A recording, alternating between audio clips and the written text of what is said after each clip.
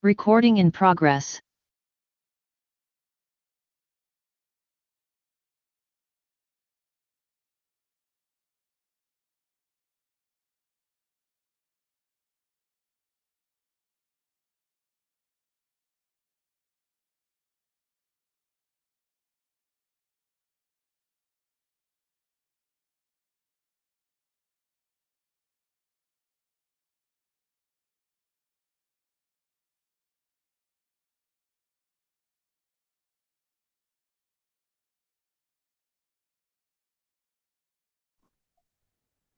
Good morning, honorable members. Good morning to all colleagues on the platform.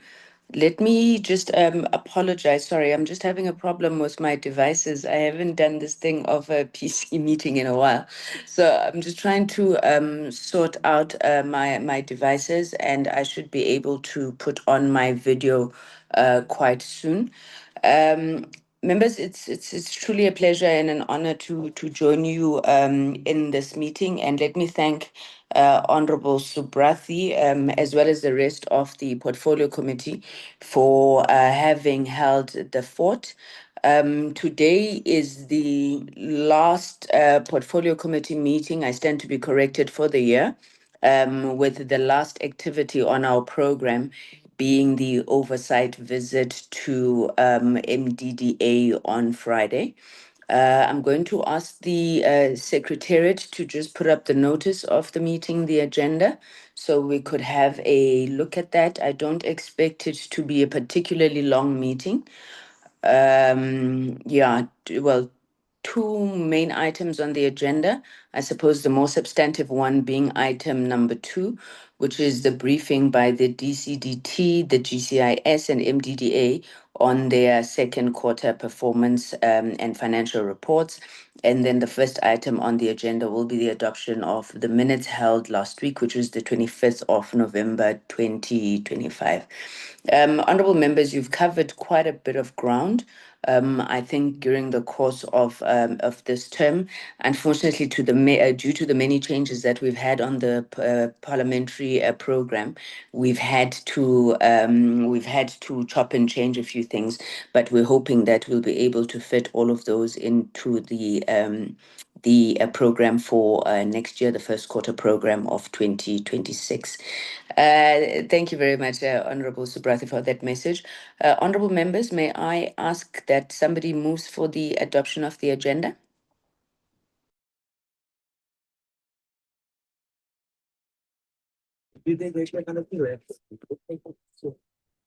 Chairperson, Remove.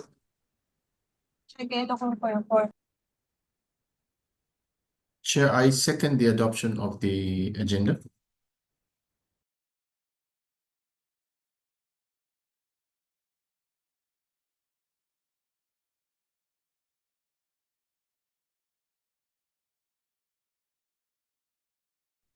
Thank you, Honorable Subrathi, for seconding.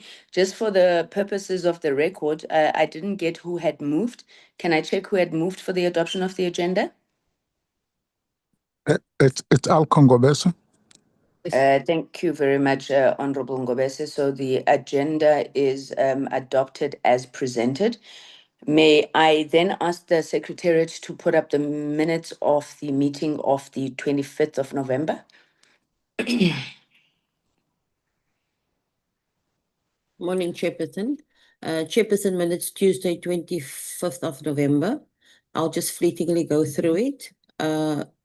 The agenda that day was .ZEDNA on the audit of ownership and security of domain names, and also a briefing by DCDT, GCIS, and entities on progress to fill critical vacancies and all governance challenges. On page 1, we have attendance of members. On the second page, we have attendance of the delegation. On the third page, it continues. We have our opening and welcome. We have a consideration of our minutes. And then we had opening remarks by the Deputy Minister DCDT, as well as opening remarks by the Deputy Minister in the Presidency. The briefing dealt on .ZEDNA. In terms of the audit of ownership and security domain names, members made the following observations. Item 6. And then the recommendations I'll read.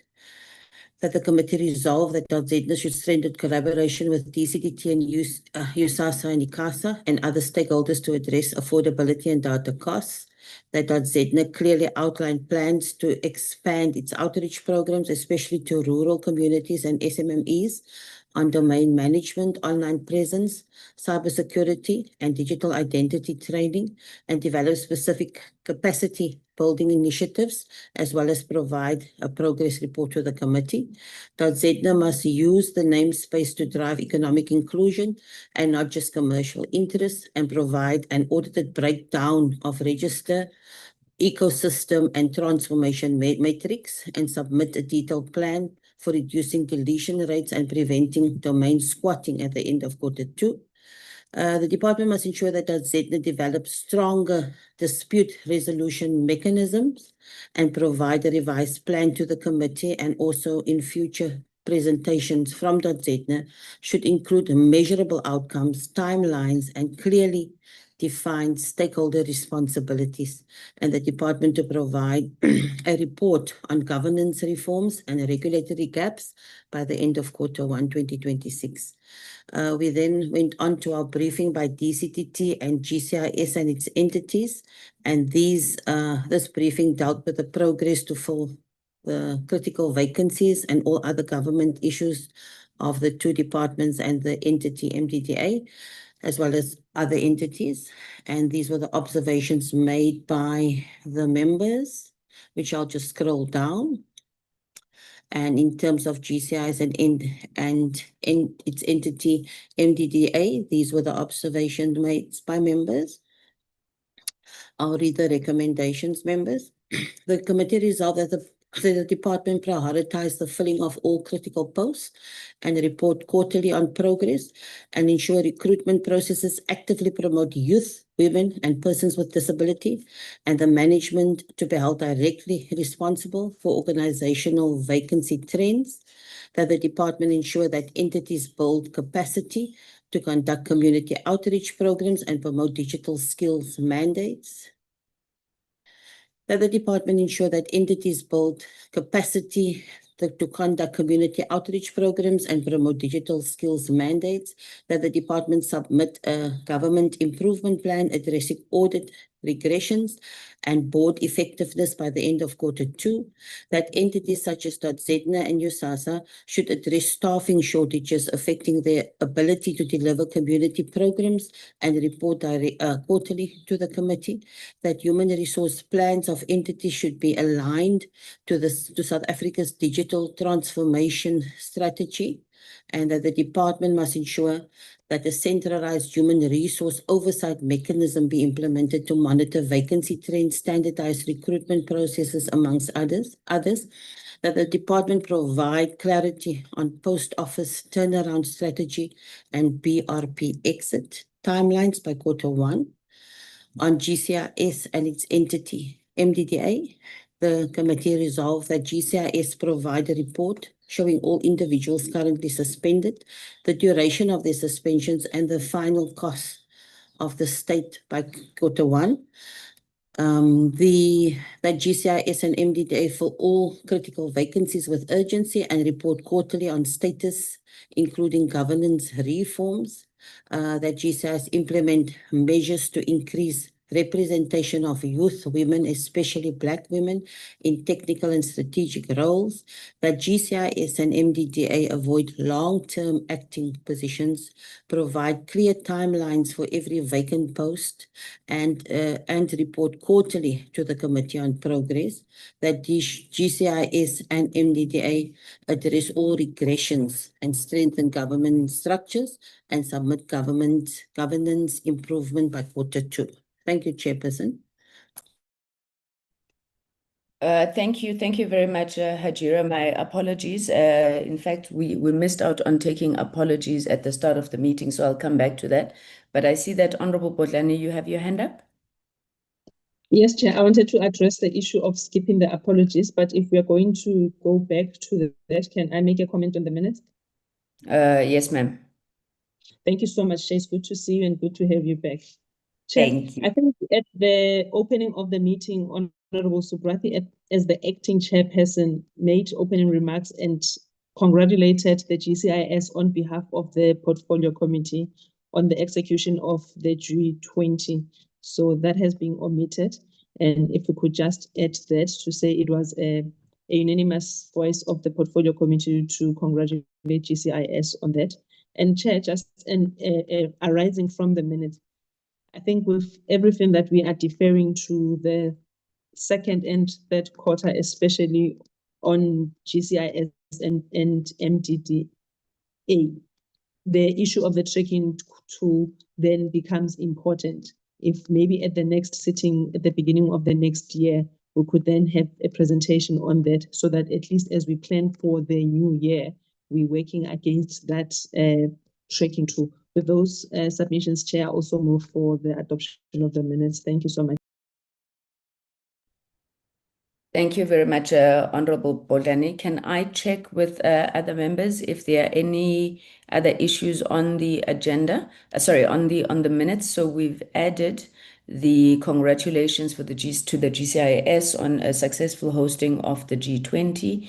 I was also going to to ask about the tracking tool, because there's quite a number of resolutions that have been taken here which have specific targets. So maybe we'll get the advisors to respond on that one, noting the recommendation that it's presented in the next year.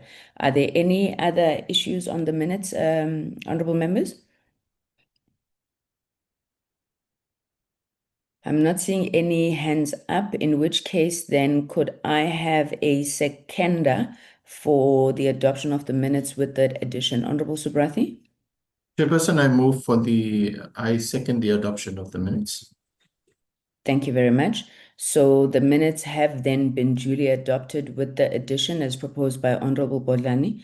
May I please check with the content advisors just an update on the tracking tool?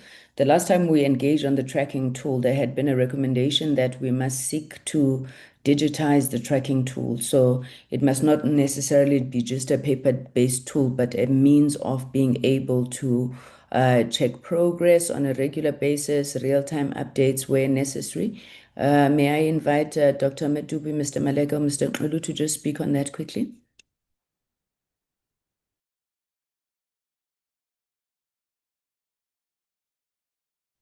Good morning, Chair. Am I audible? Yes, you are audible, Dr. Medupe, but I don't know. I'm the only person on video. Have things changed here now? We're no longer doing video. I'm trying to do my camera. I always have issues. Let me just try and see if Chair, we're using some of the old laptops. My camera is really giving me problems. It's on, but it's not showing. Let me try again. Oh, there you go. Thank you. Thank you so much. Thank you so very much, Chair. Good morning, Chair, and morning to the honorable members and the rest of the colleagues. Indeed, Chair, if I may, and I think Mr. Malek will come in as well. The tracking tool has been updated, Chairperson, with the number of entries based on the entire resolutions that the committee would have undertaken. So we have the latest tracking tool, which is still very much a manual process. What we're going to be doing, Chair, based on the recent resolutions, we're going to be updating the tool for us to be ready for presentation in the new year. Suffice it to say, Chair, as well, that we are busy with, at least for now, with CETA, in trying to see if we can get the tool automated. We are having a meeting, I think this week or next week, with CETA management based on what we have put together, at least on a spreadsheet. The intention is to try and transpose or transfer that to an automated process. So the automation part of it, it's still very much, a project that is on track. But as far as the tool itself on an Excel sheet is concerned, has been updated, and I must say that we are ready to present, as soon as we are back from recess, on the tool and on the resolutions and the tracking mechanism going forward based on the resolutions undertaken by the committee. I'm not too sure if Mr. Maleka would like to add one or two, but that's it from our side, Chairperson. Thank you so much. Mr. Maleka, if you so allow, Chair. Thank you. Mr. Maleka, you may come in. Thanks, Doc. I'm well covered. Thank you very much. Okay, thank you very much. Honorable Subrathi, your hand is up. I'm not sure if that's a legacy hand. Sorry, Chair, that's a legacy hand. I'll lower it. Okay. Thank you. Thank you then to the committee advisors. I think we'll wait for that presentation, which should be scheduled in one of the very first meetings of next term. And just to say that the development of the program of the term as well should be based on a tracking tool. So on the tracking tool. So we need to see clear correlation with what we had resolved, what we had asked of government, and how then we are performing our functions in line with ensuring that those resolutions continue to live beyond the meetings.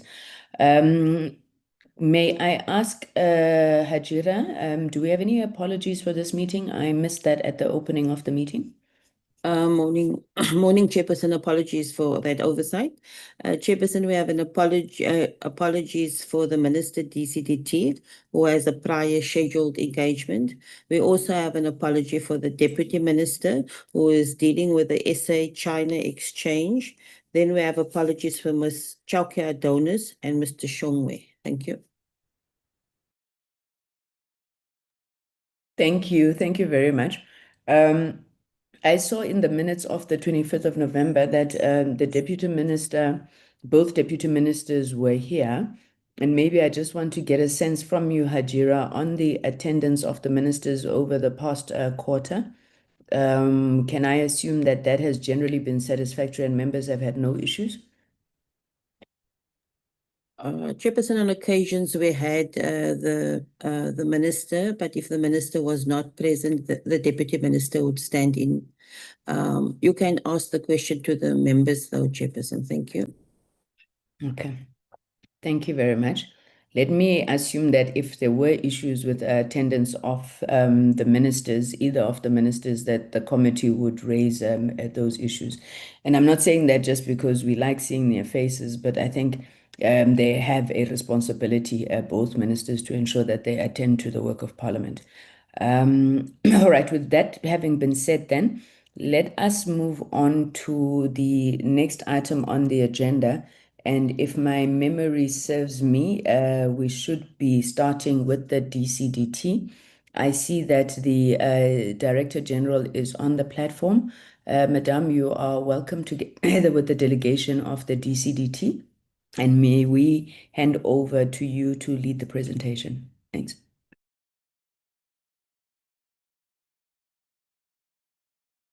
Good morning, Chair, and echoing the words of Honorable Bodlani, welcome back. Chair, for this morning, thank you for noting the apologies of the Minister and the Deputy Minister. We, as a department, are here to present to you quarter two of the organizational performance for this financial year. I'm going to request Mr. through the DDG administration, Mr. Justice Libago, and if he could also then be given presentation rights, or else Zayton, if he could put up the presentation. He will then take you through the presentation, but just to indicate that myself as well as the DDGs on the platform, Chair, and then we will come in afterwards to respond to questions. And the CFO will then also be able to give us the expenditure report.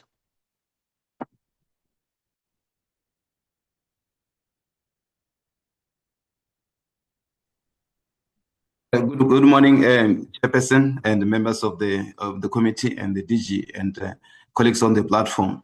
I'm going to present. Well, I think me and Zaytun, we were fighting for the space. No, thank you very much. Chair, I think I will go straight to the slide below, starting with if you can move, Zaytun. This one. Chairperson and members of the committee, the department in Q2 committed to achieve 31 annual performance plan targets. Of these, we managed to achieve 18, and 13 were not achieved, which translate to 58%, and 42% of our targets were not achieved, Chairperson. This is a slight increase by 4 points from 54% in Q1, Chair. Next slide. This is the breakdown of performance by the programs. Program 1, administration, we targeted 3, we achieved 2, 1 was not achieved, 67%. Program 2, ICT, international relations and affairs, we targeted 3, 2 were achieved, 1 was not achieved, 67%. Program 3, ICT policy development and research, we targeted 9 APP targets, 6 were achieved, 3 were not achieved.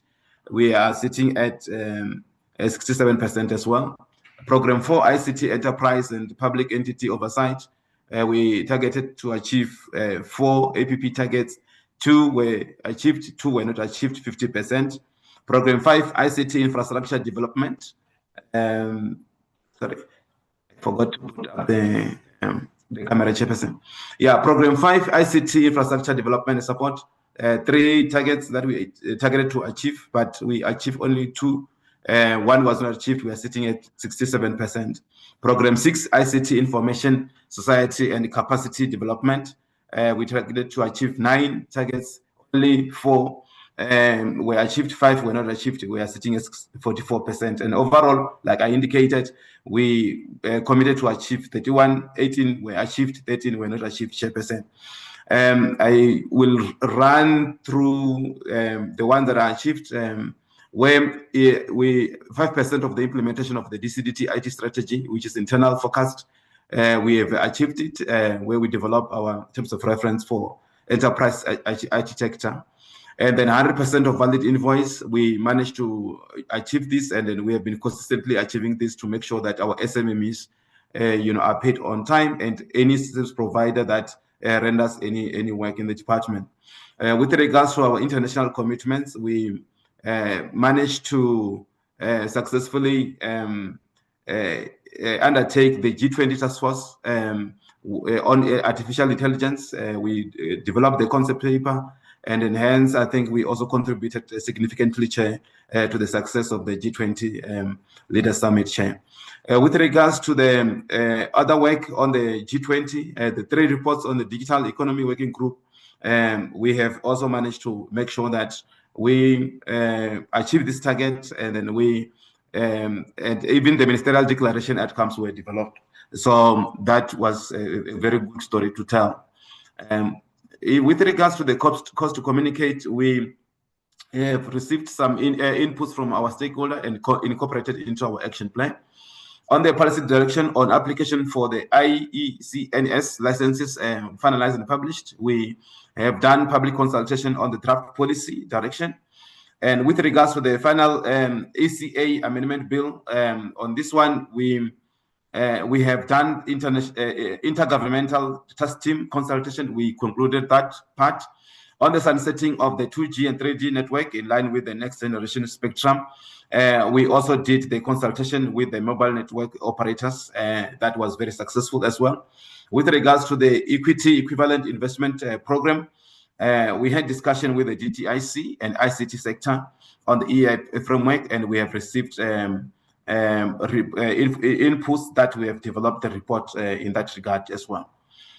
On this next one,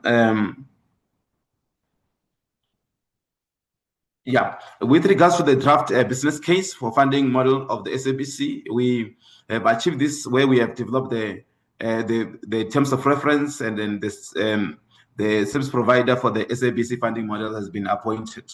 With regards to the 500% of received performance and compliance reports from SOE, we have received this time around, Chairperson, and then even recovered from Q1, where all the state-owned entities submitted their quarterly reports, and we analyzed and we prepared the recommendations for the ministry.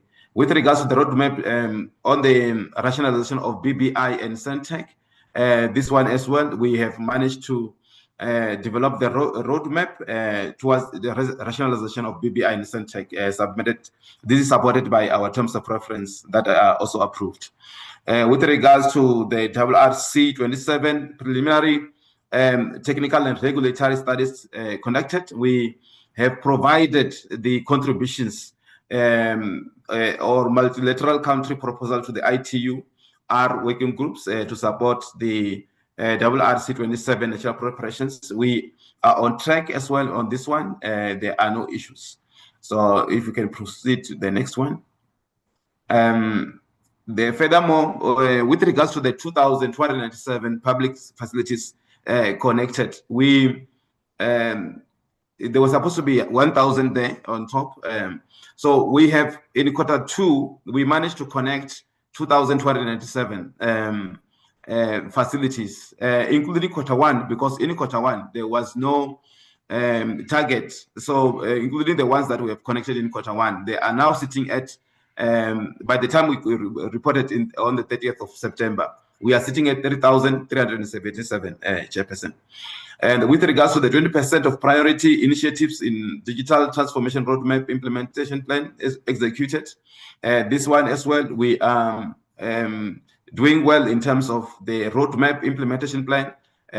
We have finalized and co-signed the implementation plan with the presidency, DT, and the department and DSU. So there's been a very good as well progress so far. On the research report developed to inform the digital competency framework, we have done the research assessing the current digital and required competencies. So we are also on track.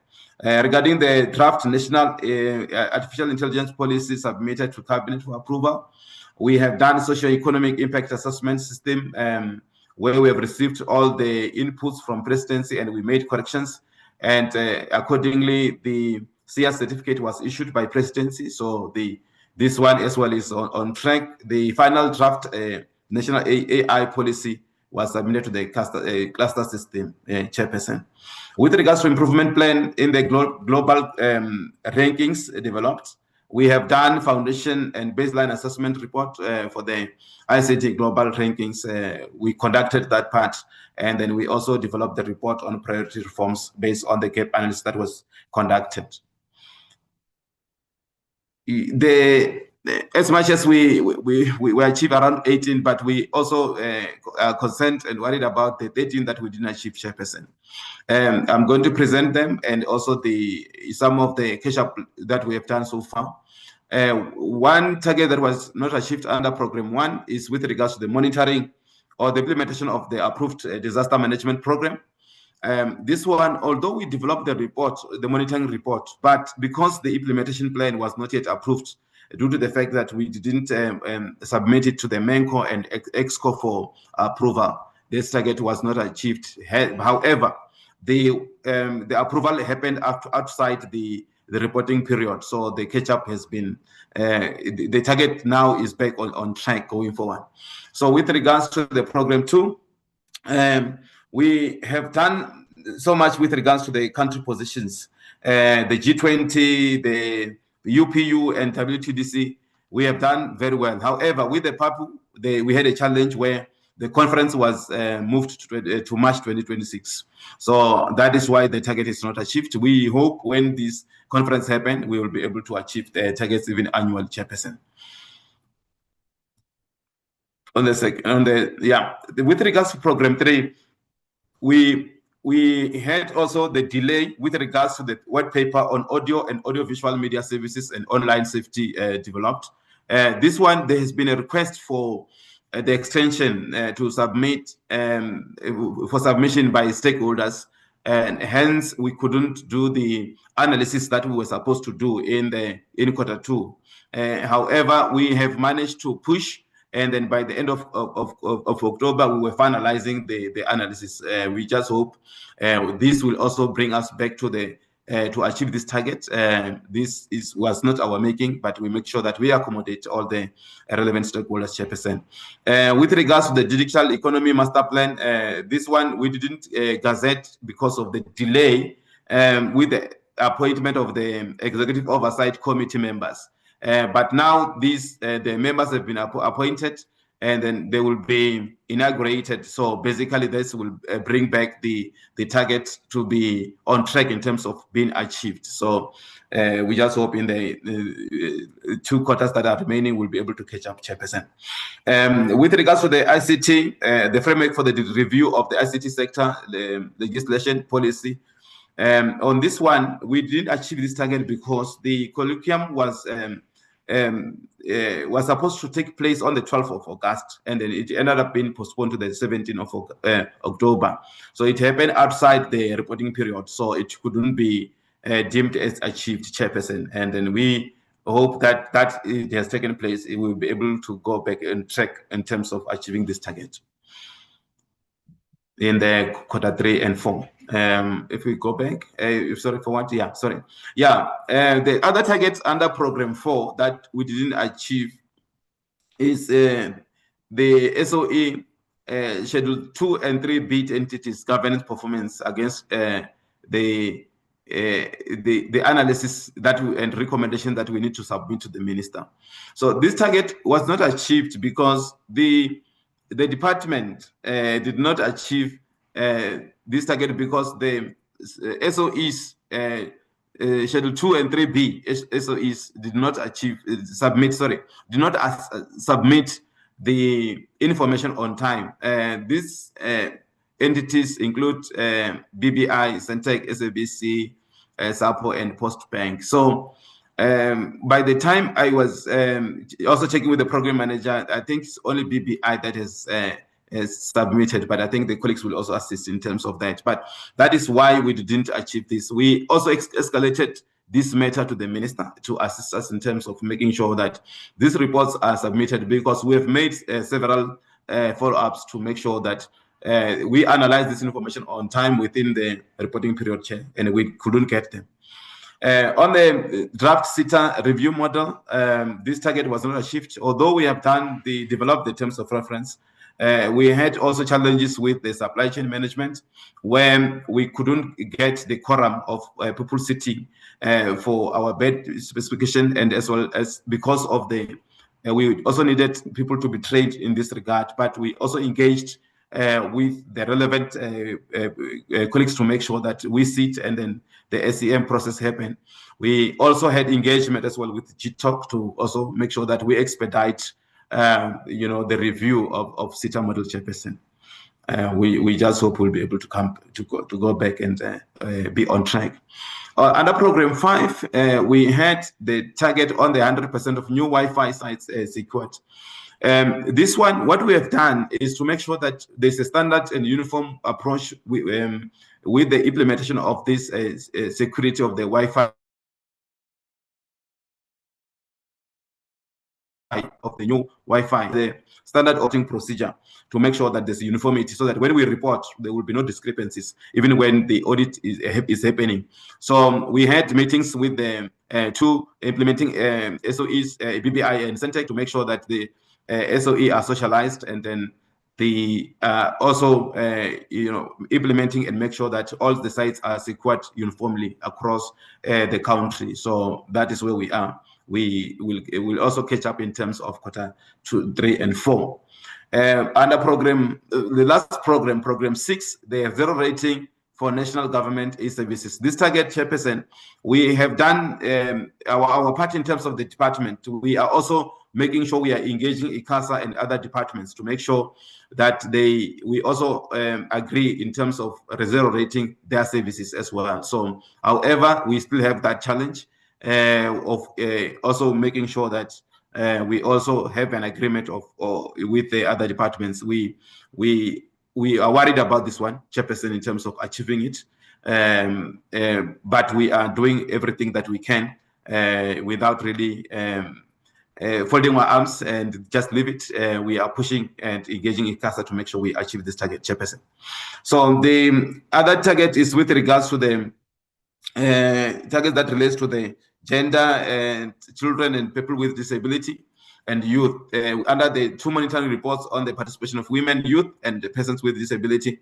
in procurement, SME development, and employment equity in the ICT sector. This one, Chairperson, we also had the similar challenge that's closer to the one that regards to the SE governance, where we did not receive the reports as requested. Only DCDT, the department, and the Centec, FPB, and ZEDNA provided required reports for us to be able to analyze, and the rest of the SOEs did not submit. And we made follow-ups to make sure that this is submitted in Q3, Chairperson, so that in Q4 we are able to achieve this target.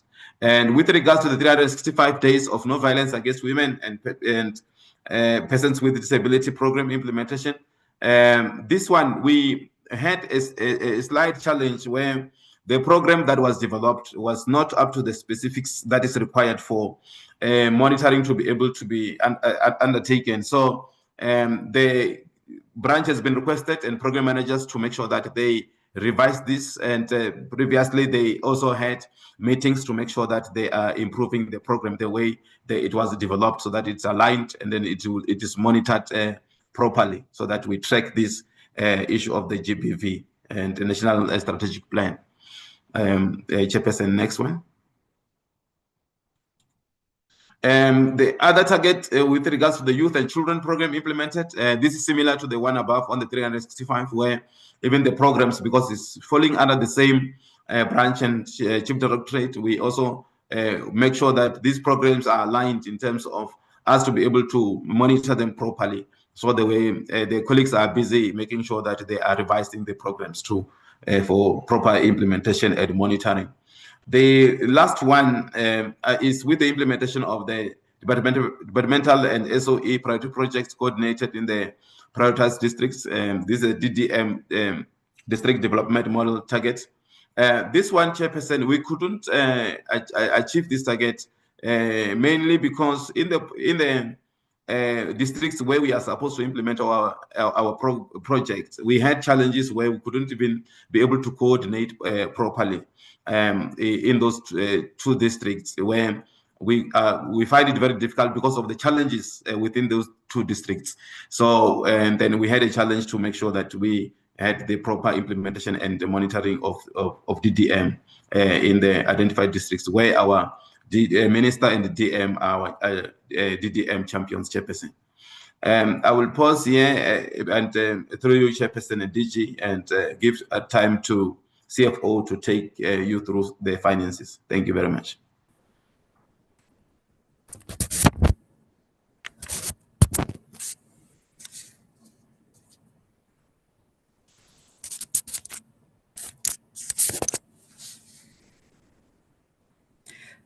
Good morning, Chairperson. Good morning, committee members, honorable members.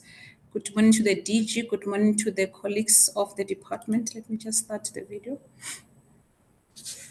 My name is Refila Mafolo, and I'm going to just take the committee through the finances of Q2.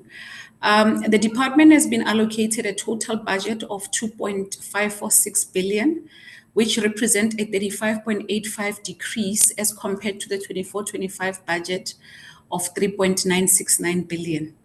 The reduction is mainly attributed to the fact that in the prior year, in 24-25, the department had the allocation of the SA Connect project phase 2.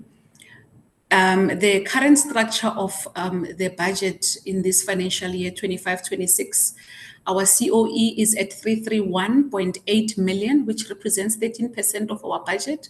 Our goods and services is at 422 million, which represent 16.6%.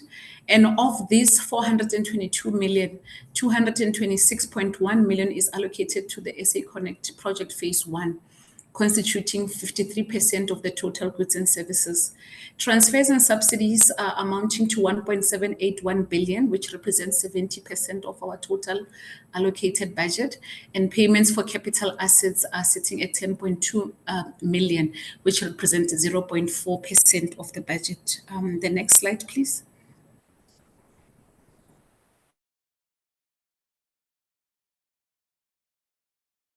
On the next slide, I'm showing the program and the expenditure performance in terms of Okay, it's saying low bandwidth. Let me just switch off my video for that. Then I'm also showing the expenditure as at 30 September, which is our Q2. As at 30 September, we have spent around 1.579 billion, or 62% against the allocated budget. And our budgeted projections, we and 97% against the budgeted projection of 1.622 billion. On the second program, International Affairs, the department spent 90.896 million, of which it translates to 131%, which exceeds the budget projection of 69.461 million. And the reason for this overspending is because the allocation for G20, or the expenditure for G20, for the 3 events that the department has hosted, is lying under Program 2. Then in the overall, the department has an underspending of 42.946 million due to various reasons. But one of the main reason is that as at Q2, the SA Connect expenditure was still very low, and not at the projected budget. We can go to the next slide. The next slide shows the expenditure and the budget per economic classification. As at Q2, in terms of our COE, the department still had an underspending of 11.975 million. And this is due to the reason that we still have unfilled vacant funded positions that we are busy implementing, but there has not been any significant expenditure as yet. So the processes are still underway as at Q2. Then goods and services, we have an under expenditure of 28.320 million, of which 46.690 million of it is the SA Connect underspending. So under the SA Connect phase 1, we had CETA, for which we had already processed about 26.912 million worth of payments. And for BBI, we had processed 39.435 million as at the end of Q2. Then in terms of that expenditure, it is sitting at 66.346 million for SA Connect phase 1. And according to the projection, it was supposed to sit at 113.037 million. So that is why we say it's an underspending if we compare it to the projected amounts. Then in the capital, for the payments for capital of capital assets, which mainly the department this year concentrated on replacing laptops that have been due for replacement. As at Q2, we still had the underspending, but this underspending has improved significantly in Q3. So in Q2, against the budget of 10.216 million, we had expenditure of 2.637 million, which shows now an underspending of 2.758 million of that. And this is because in Q2, the procurement of laptop processes was still underway. We can go to the next slide, which I think it's the last slide. On this last slide, I'm showing the economic classification per program so that I can show the chairperson and the committee members that under goods and services international branch, this is where our main overspending for the G20 is. And this is because the department did not get any funding from National Treasury. So we had to reprioritize from our own baseline, which we did. We did put 8.4 million aside, but this proved to not be enough for the 3 events that we had to host. So therefore, in Q3, we had to do a process of virements so that we can defray over expenditure by taking from programs that are underspending and closing this over expenditure under Branch International. So this over expenditure under Branch International is then addressed, and the members will see it in the Q3 reporting. That's all from my side. Thank you.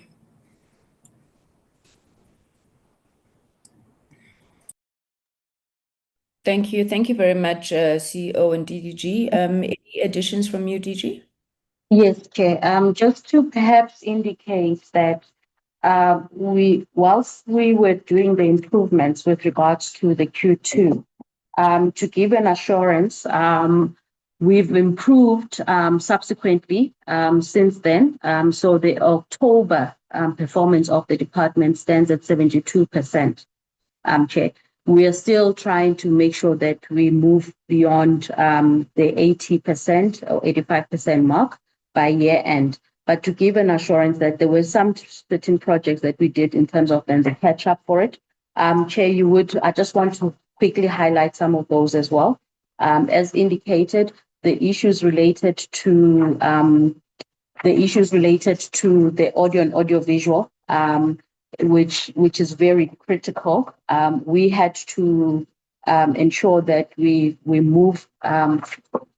give more time for the sector as well as interested parties to provide input towards, and that obviously contributed to the delay.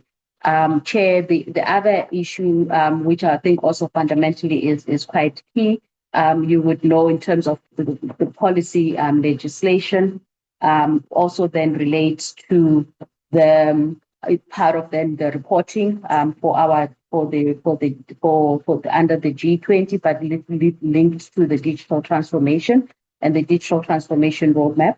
You would know, Chair, that we also convened, and honourable members, you convened our policy colloquium, which was delayed a few days post the reporting period for that. So we had a very good, successful policy colloquium in early October, and obviously that was then added to the catch-up plan. What we are then doing now is then identifying those key policy issues that we would then focus in terms of then the execution of. Honourable members, to give you an assurance once again, the issues related to the cost of data, I think the ECA competition matters, we are moving ahead with that. We are concluding on that, and we're hoping that it will be therefore tabled to Parliament before the end of this financial year. The issue of the winding down of USASA, as well as the repositioning of that, as far as then again where the ECA is concerned, we are also moving on that regard. Basically, what then that means is that the issues related to the zero rating as well of data as well. We're consolidating the report on that. We obviously have to ensure that we work with the operators. I think fundamentally, our biggest concern in areas are the issues related to the monitoring reports in terms of the participation of women, youth, and persons with disability, as well as the 365 days of no violence against women and persons with disability. Both as a department, but also contributing to the national agenda, you would have then seen that there has been some major developments in this area, Chair. What we are now working on under the FOSAT, the Forum of Director Generals, is basically and making sure that we strengthen the institution as well as the legislation in this regard. But we are trying to get the cooperation of our sector as well as our department. ICASA's report will come towards the end of March, which will assist us in terms of consolidating where overall the sector is with the transformation aspect. But we're also then working with our state-owned entities in as far as then the consolidation of that report and pleading to them to be more cooperative in providing this information. So, Chair, that is basically where we're at, just to give again the assurance that, yes, quarter two looks very dismal, but we have really improved and done the catch-up in October. And as I said, reflective of this is then the increase of the percentage performance from then the 58% to 72%. Thank you. Thank you. Thank you very much, DG, for those additions. Members, here is the report. There's the report in front of you. I would like us perhaps to engage this report and finish with it before we move to the GCIS and MDDA. In that way, we could allow DCDT to be excused. I've got the hand of Honorable Subrathi, who who will then be followed by Honorable Bodlan. Honorable Subrathi, you may proceed. Thank you, Honorable Chairperson, and greetings to yourself again and all colleagues on the call, to the DG and all the leaders of the various entities. Chairperson, mine is quite short. Maybe the first question is, CFO has to an extent explained the overspend on the international program, and the reason for that being us being underfunded to host those three programs. Maybe related to that and to the G20 in broader context is what would have been the cost of, or at least what would have been the extent of financial support or donations we would have obtained from various sponsors to assist us in this in hosting these various programs for the G20? That would be the first question. The second question then related to that, how close has that brought us to these various role players whilst working together to make these events successful? And then what then would you think would be the follow-through benefit out of us working together with these various role players to fund these international program projects? That would be the first question related to that. The second question would be, Chairperson, is understanding that there's been underspend of 11.975 million on employee compensation is due to unfilled positions. Maybe the question then will be, how long will the organizational restructuring take, and what effect does this have on program deliveries, and are these positions currently funded? And my third question, because I won't delve into the program of action to pull back after the 42% shortfall, I think both DG and the presenters have assured us that they are addressing that. Maybe my last question would be, maybe then the third question would be, I did notice there's an allocation to phase 1 Connect of the SA Connect phase 1. Maybe we can just get some information in terms of how far is that project. There was an allocation I seen in the budget, in the financial side. And then the last question would be regarding the plan to consolidate BBI and Centec. Has there been any progress with the BBI and the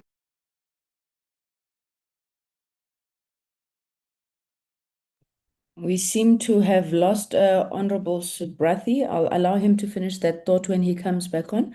But maybe let's take you, Honorable Bodlan, in the meantime. Oh, I'm trying to open. Thank you so much, Chairperson. Okay. Of course, the presentation is well received and absolutely necessary because we are then able to see how the department is moving. It is concerning, Chairperson, to see so much red in terms of what has not been achieved by the department, but hearing the commentary that goes with the presentation does indeed help. But following from that, I just have a few questions. Ntatelo Libago spoke about the CIS certificate. Just for clarity, does the audio and audio visual white paper also follow the same process? And I know it was not mentioned in the presentation, but what is the life cycle of such a document, considering that the draft national AI policy has gone through that process? Chair, I think monitoring and evaluation is a very important unit in any organization. Hence, we have a whole unit in the presidency, a whole department in the presidency. And for my part, Chair, I think it's something that really needs to be strengthened within DCDT, so that when we do have a presentation on programs by the department, we are then seeing a better management and better coordination of projects and better planning at that. And I think for me, what then becomes the question is, what can the department point to as their biggest success in this reporting period? Because we are seeing that there's delays in the SA Connect, and obviously there's an under expenditure on the budget. On that project, what interventions are they making to ensure that when they come back to report to Parliament, there has been a movement and South Africans are better connected? And with what they know now as the reasons for the delay in SA Connect, what is going to happen. Because I remember at the last meeting we had that they saw no making a presentation on SA Connect. And the question is always, who is responsible for SA Connect? So that that particular person can be held accountable for the delays in connecting South Africans. So what interventions are there? With the risks that they have identified, what are they doing to mitigate the situation to make sure that at the next reporting cycle, we talk about better connectivity for South Africans on the SA Connect project? Check. I appreciate that we have seen the colloquium by the department, and indeed, I was also part of the people that went to the colloquium. And I think it will then bring out the resolutions that came out of that information session to then maybe report in the next meeting. But I think when the department says, I beg your pardon, when the department says they have spent 62% of their budget, but are reporting on so many things not achieved, perhaps a lay explanation, a summing up what they mean to say we have spent 62%, but these are the low achievements that we are reporting. It is a bit concerning. How do we correct that? And with everything that they have achieved as reported in the meeting today, how do they measure the impact? Does monitoring and evaluation say we have done so this, and this is the impact? This is how this is creating jobs, for example, because job creation, I know it's not a core mandate of the department, but it's a great measure to say the work that we are doing, this is the output, this is the impact of the work that we are doing. And with what we have seen the department doing in the past quarter, what for them has been the biggest impact in the sector from the work that they do? And I appreciate that they have hosted the Tech Africa and other big events. So what would they say in the past few months has really been something that has really shifted the ecosystem in terms of the sector? I don't know why I didn't wear my glasses, Chairperson. Now I can't read my own handwriting. But that's where I will stop for now, Chairperson, and maybe further explanations will give us a bit more comfort for us to really appreciate the direction that the department is taking, so that we can have better comfort that when the department next comes and reports next time, there will be some sense that things are moving, the sector is gaining confidence in the department, and that South Africans are going to feel the work of the department. Thank you. Thank you. Thank you very much, Honorable Bodlani. Honorable Subrathi, may I check if you are back? Yes, Chairperson. I'm not too sure what has happened over there. My questions were three. I think the first question was around the international funding, and the deficit was explained at length by CFO in terms of why they had to overspend in international funding. Maybe the question related to that is, what was the extent then of sponsorships and funding from donors to fund its entire 3 events that the department had to host? That would be the first question. The second question then related to that, out of that G20 and specifically the funding that came through, how closer did we become with these various role players in the ecosystem?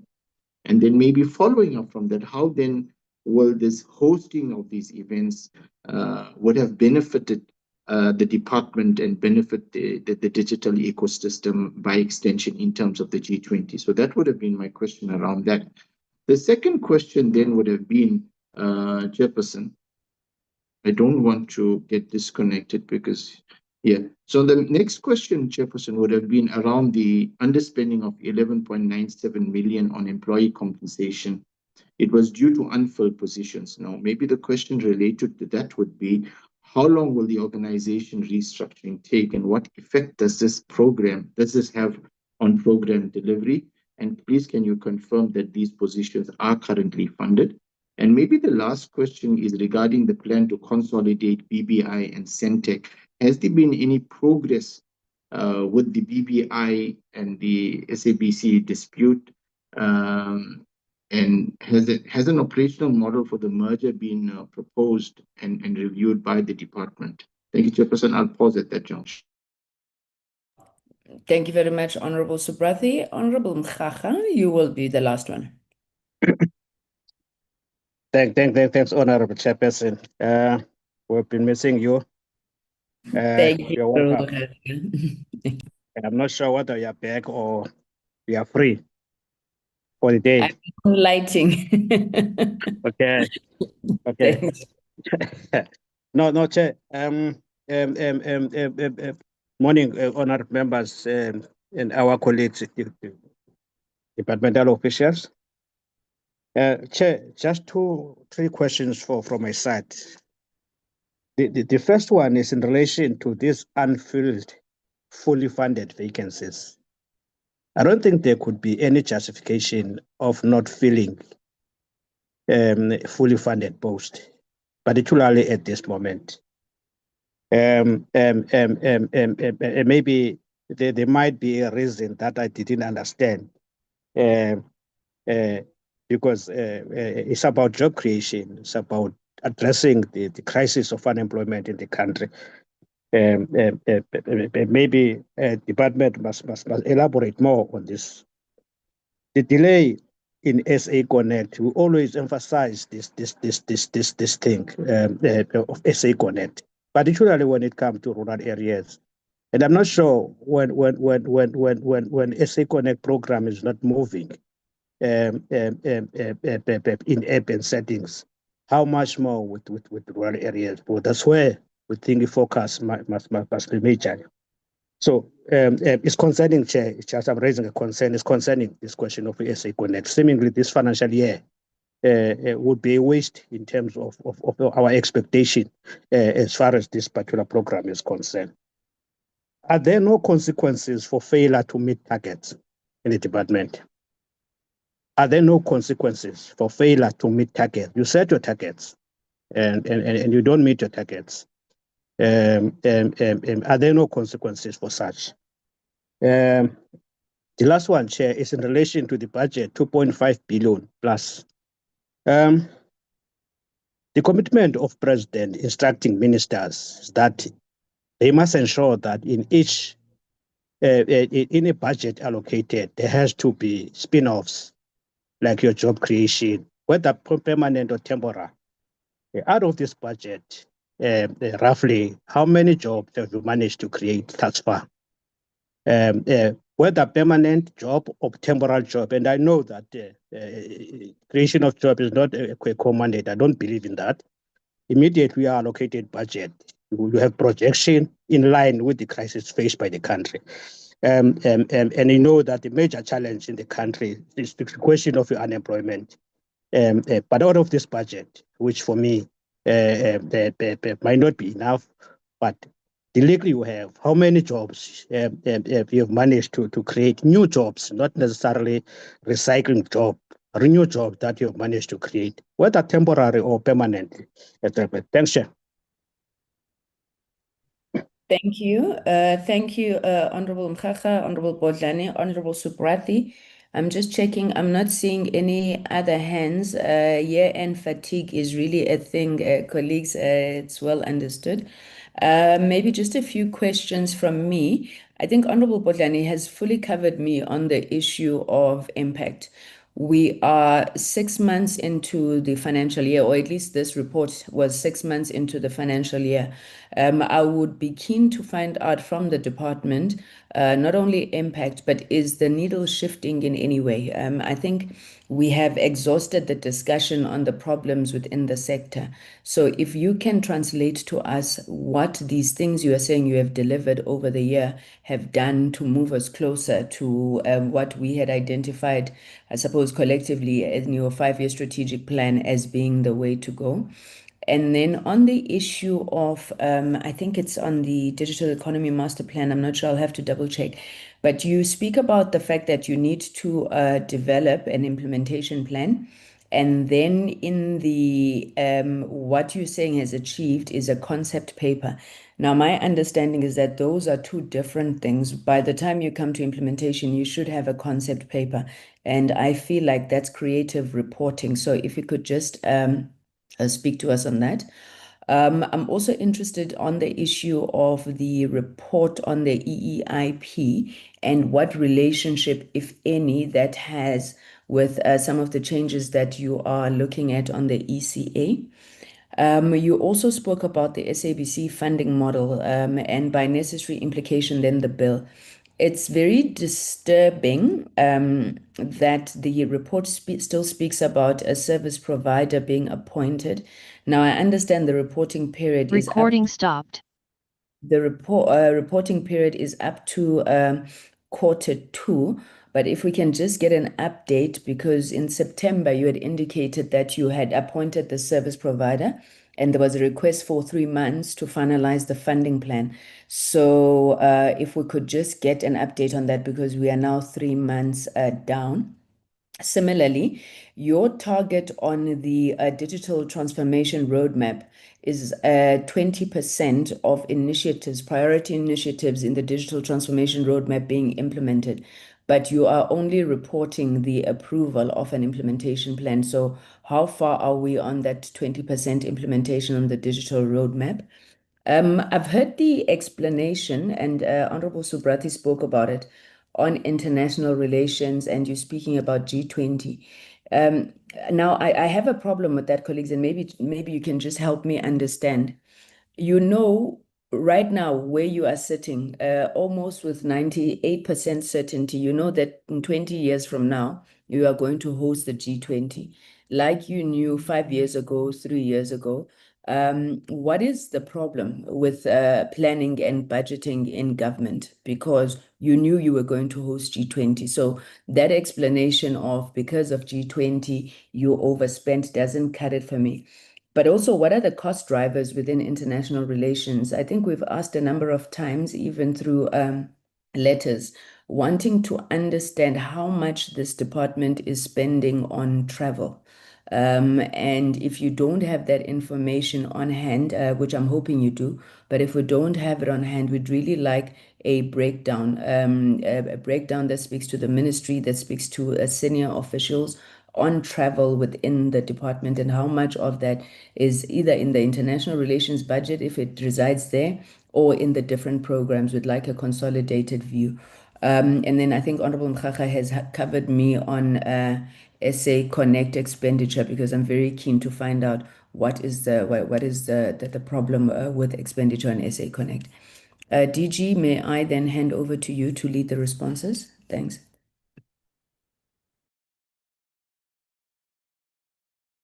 Thank you, Chair. And as indicated, myself and the DDGs will respond, as well as the CFO. Perhaps maybe just to quickly come in on, I think, the two issues. On the hosting of the G20, I think the expenditure issue that you've touched on, Chair, planning and budgeting. Yes, Chair, we do. In fact, ordinarily, Chair, you would have seen in other years and even in other events that we do have, I think our sector really does rally behind us. However, the G20 was slightly different. We had intended, we made pre-announcements to them a year in advance to say we'll be hosting the G20. We shared in the preliminary estimated budget for it. And I think there was a good consensus and support from the sector. What then happens, Chair, is one, for example, the AI task team was a presidency legacy issue for G20, which was then tasked to us. And initially, it was supposed to be a shared responsibility between DCDT, the International Relations Department, as well as the Department of Science, Technology and Innovation. But the department has ended up bearing the huge cost of it, coordination, including content driving for it. Whilst it remains a presidency legacy project and program. And then the other bearing that then took place is that at the beginning of the year, we were then told that there would be a centralized sponsorship drive. And we had to submit again our cost expenditure estimates for each of our sectorial. And then at about a couple of months later, we were then told that no, each department must sort themselves out. But what then has happened, unfortunately, it was a revelation of who we were targeting as sponsors. And you would have probably seen later on when we do submit as government that a lot of our sector players were then targeted at presidency level. And Chair, you would know that obviously the sector jumps when the high officers do request. And unfortunately, that meant that we had to deplete our resources or from the sponsorship perspective.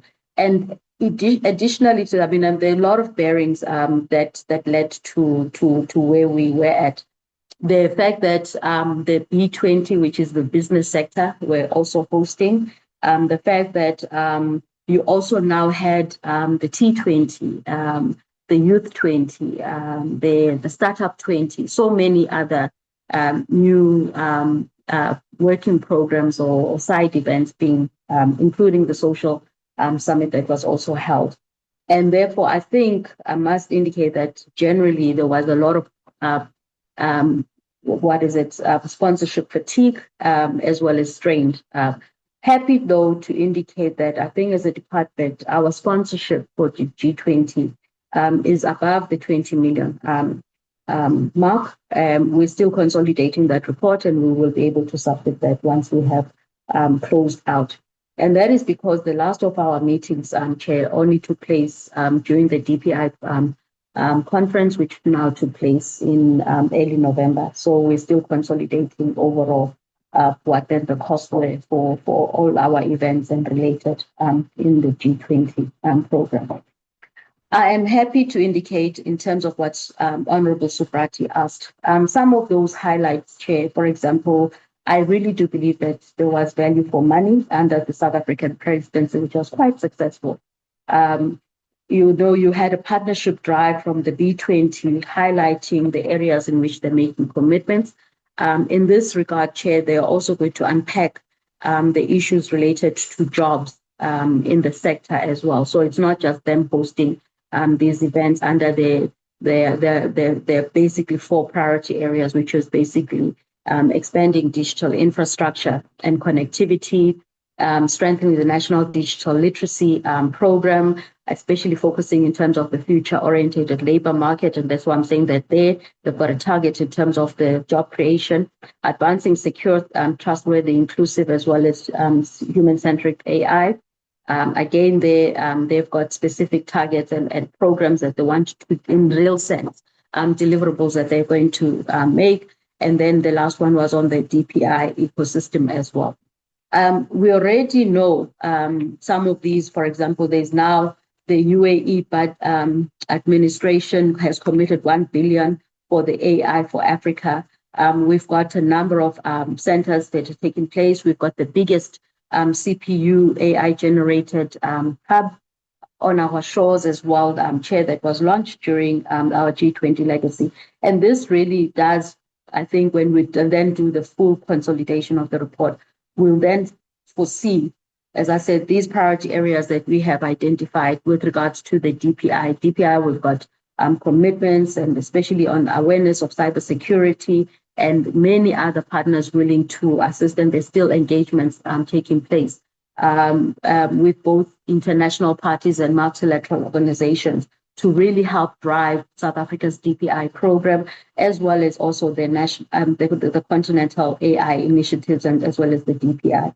So we do foresee, and obviously the issues related to connectivity in the country. I mean, they've been, and connectivity within the continent. And I must underscore the issue that for us, the part of then the focus of the G20 presidency was really development orientated, as well as the issues of sustainability, as well as solidarity within the continent. And that is why you would see that some of these commitments both talk to the country as well as to the continent itself. And then, Chair, with regards to the issue of the SA Connect, whilst I invite the colleagues to do come in to weigh in on the other issues, including the SA Connect, the funding that we initially had in our budget for the SA Connect was for the phase 1. This means the sustainability of your 970 sites under the SA Connect, which is your public schools, the health institutions, and other public facilities, Chair. And that project itself is ongoing, and I think DDG Son is going to come in. Our biggest challenge was then, how do we move, and with borrowing your words, moving the needle forward. And our focus was on the SA Connect Phase 2. Now, you would have known, and we had reported to the committee earlier on in the year, that we had to surrender these funds back to National Treasury for the SA Connect Phase 2, even though we had successfully connected over 1.8 million households within a period of less than 2 years. And so surrendering those funds meant that we had to make a reapplication for them.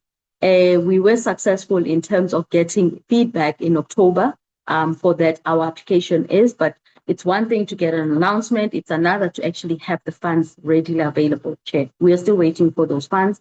And that we've been now trying to talk to and implore on Treasury to release those funds for us in order for us to be able to commence with the work, because in the application of approval of the rollover, you have to spend that within the period. So we've got only less than 3 months. And if you look in terms of then the holiday season that's coming up, it really does put a spinner on the works for us. And we would have liked to have had those funds available now so that work can commence now before the festive season break, and then we would be able to continue in January.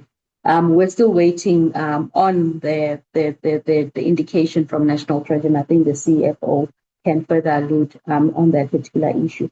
We've got a catch-up plan on the SA Connect, Chair, and honourable members. And our intent is again to really close the gap in terms of what we were committing to do, expansion of the Wi-Fi sites, as well as further connectivity in terms of those deep and rural areas, because it is a critical underplayer for the success of the digital transformation roadmap. Honourable Bodlani was asking to say, what are then the other issues related to the audio and audiovisual? Yes, we have also gotten a CS on it. All our policies will have to undergo a CS process before we can to be able to ensure that obviously you check them against and you look at the policy prerogatives related to in terms of economic, social aspects as well as obviously alignment to existing laws and legislation. So we do have that within the draft, and the colleagues can further allude to it. But I think the main issue was, what have we done in the 6 months? And I think our success owes, for example, honourable members, on the digital transformation roadmap. By the time, as I said, this is a program that has been announced now, but the leadership from the department and our role in there, we've done a number of things. There's been obviously the launch of the MIME-Zanzi launch, which is a prototype in terms of looking at an integrated as well as reuse existing program on the digital public goods. And this was assembled in less than 90 days, obviously led at National Treasury, but with the work of the department, making sure that the issues of the interoperability norms and standards are there. And then the other one, Chair, I think also relates to the driver license renewal, which was obviously launched at the DPI conference that was held, as I said, now in November. And I think there have been other works as well in the pipeline as well, Chair, including obviously certain sites also being zero rated that we have been able to work on. These are just some of the aspects with regards to the work under the digital transformation roadmap.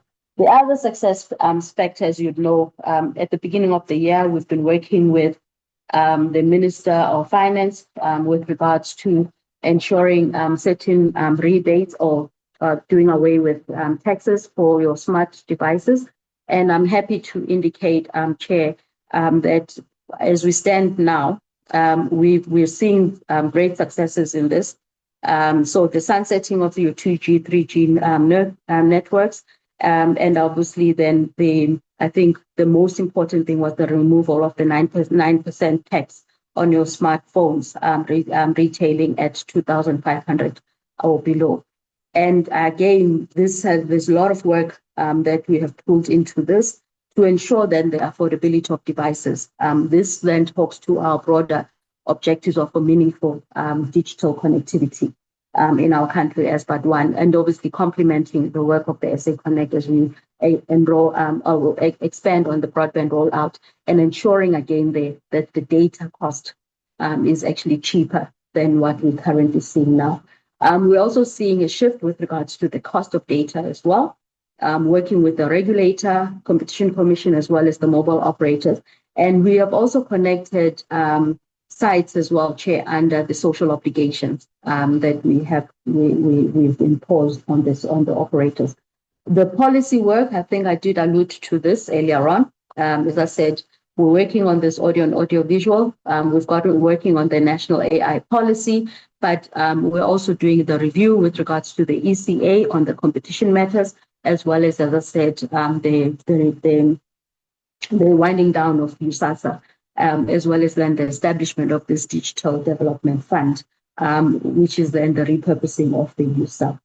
So that basically illustrates some of the work that we're doing. And I think obviously linked to that would be other programs as far as then, as I said, assisting our entities with regards to moving towards more sustainability. We've been doing extensive work on the SABC, mediating on the SABC Centec tariff matters, working with the post office as well, looking at then the alternative programs of that and coming up with this partnership program, which we're hoping that as the deadline closes on the 15th of this month, we will then be able to get the partnerships, as I said, and I think we have already seen and expressed a huge express of interest in this regard. We will be hosting a briefing session on the 10th of December to all the prospective partners and anyone else interested for the support business as well. So those are some of the programs that we've been working on with regards to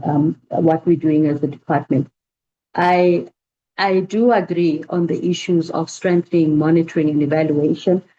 We did have an EPMO previously, and we're in the works of resuscitating that in order to be able to project that. We've also established a dashboard. We're still within the process of the prototyping of it, similar to what you said about digitizing and also ensuring that there's proper decision making. But we also want to track from our side progress of work, and there will be clear visibility also within our executives as well as our entities in as far as then our work is concerned. So we've got that. It's not yet public, Chair, before honorable members to ask. We would want to make sure that we test it internally first before we can put it up on our website in the outer years as well. I would like to invite the DDGs to perhaps come in their respective work areas of work to then further respond on the other questions that have been asked by the honorable members. So if I may then invite the DDG responsible, I'm just checking on the platform. DDG Mashologu, if he can come in, here's the first name that I saw, and then followed by DDG Omega Shelembe.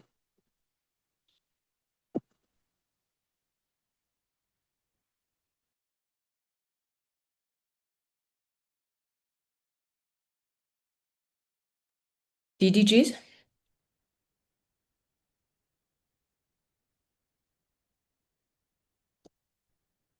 Mr. Libago, are you still in the meeting? Okay, Mr. Libago, or if not, DDG Shelembe, if you can come in whilst I check on DDG Mashologu, please. And then I can see DDG Administration, Maurice Mote will also come in. Thank you, DG. Oh, okay. And good morning to the Honorable Chair and the Honorable members on the platform. Excuse me, DG, you have actually covered the questions relating to my portfolio insofar as related to the sponsorships and how we went about galvanizing the sponsorship to support our G20 effort and the partnerships that has emerged from that relationship going forward. So you have covered that one.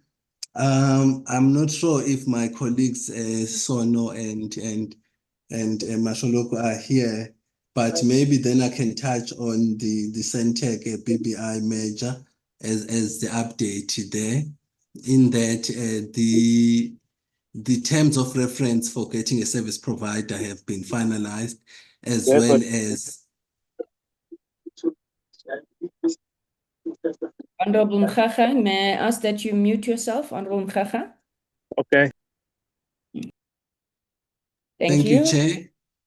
Yes, so the terms of reference have been finalized, as well as the draft roadmap has been developed towards the merger of Centec and BBI, and it is now for the service provider to take it from there and advise going forward on the finalization of this measure. Again, DG, I'm not sure if acting DDG Mulukome is on the platform to update on the Centec SABC dispute, which is currently being attended to by the department. I'm not sure if the acting DDG is okay. I'll leave that one for her then. Then from my side, I think that will be all the issues relating to me, DG. Thank you very much. Thank you. Then I'd like to invite DDG Administration and then followed by DDG Molofon. Thank you, Chairperson, members, and DG colleagues. The questions relating to my work in terms of the filling of the posts. There was a question in terms of how long will the restructuring take or be concluded. I just want to report that the restructuring process was finalized and when the new structure was approved. However, the next step was implementation. I'm not going to go into detail because some of the feedback I provided last week around how the migration, matching and placing took place, which was the first phase of implementation. Then the second phase after that process was the advertising of the posts that we had no one placed in, because those posts were confirmed as vacancies after the placements. Then we advertised in June, July, and we took August, September to capture, sort, and pre-screen more than 1,000 applications. So it took us 2 months because of the capacity issues that arose last year.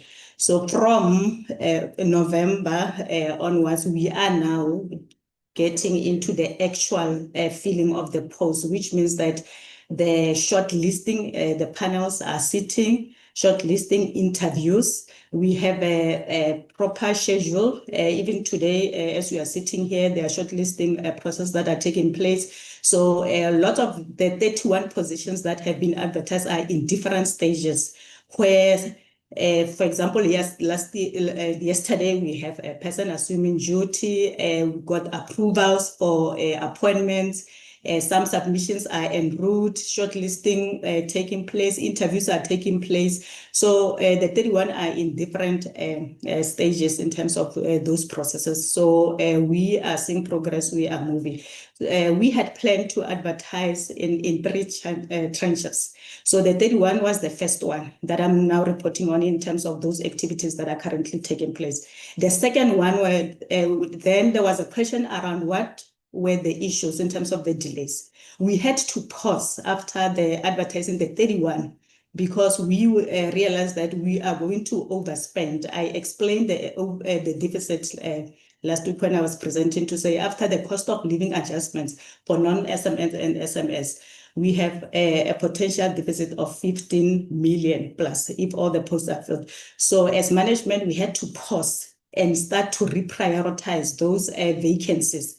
so that we make sure that we don't fill the post, and at the end of the day, when we don't have enough money, we don't come back and realize that actually we fill the posts that are not that high priority. So we had to pause to reprioritize. That process has been finalized. We identified 8 positions that needed to go non-SMS.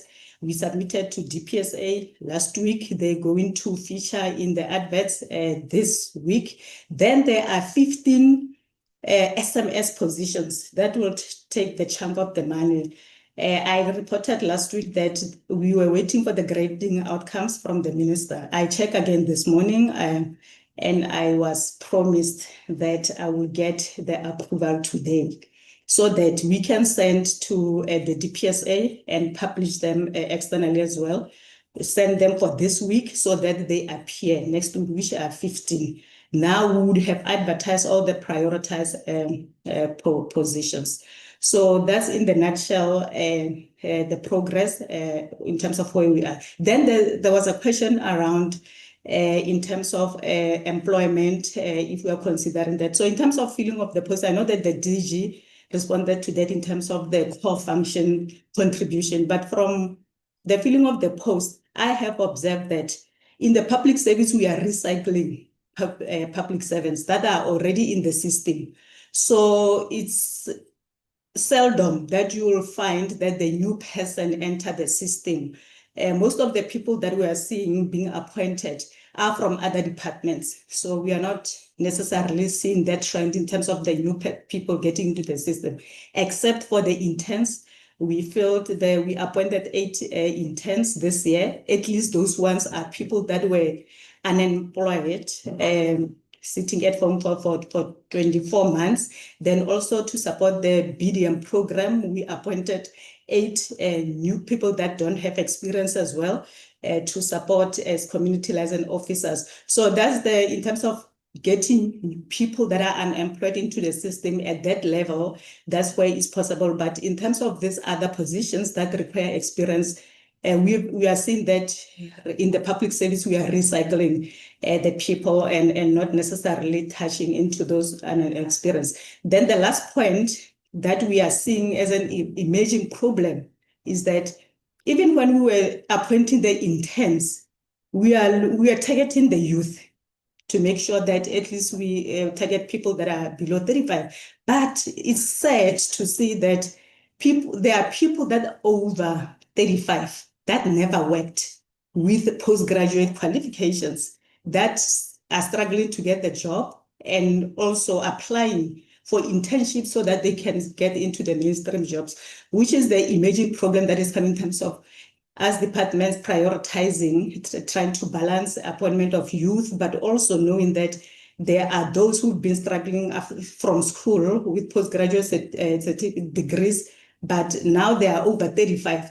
And it becomes a struggle in terms of how you balance to consider them, or you just say their time has passed, or consider the youth as well. So this one I'm just raising as an emerging problem that we are seeing in terms of appointments as well.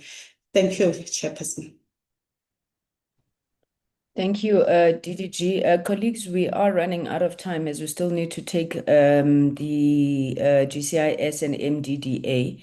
There are a number of questions, DG, that have not been dealt with that I'm going to ask that you just wrap up on the issues of jobs over and above, the filling of vacancies. Honorable Bovetlane, you want to make an intervention before I ask for the department to conclude?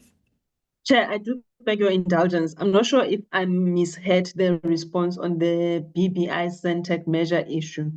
Is the department saying they have appointed or are about to appoint a service provider to advise or to execute the measure? If that is the case, what does that mean for the capacity of the department to carry this, especially considering that this has been a conversation that has been going on for at least 2-3 years? Why are we talking about now appointing a service provider? And if I misheard, I then withdraw the question. Thank you. Could we have a direct response on that issue that Honorable Bovetlane is raising, as well as any final remarks on the outstanding matters? DG? Okay, thank you, Chair. Just to quickly underscore, the department does not have the capacity in terms of, we don't have transactional advisors.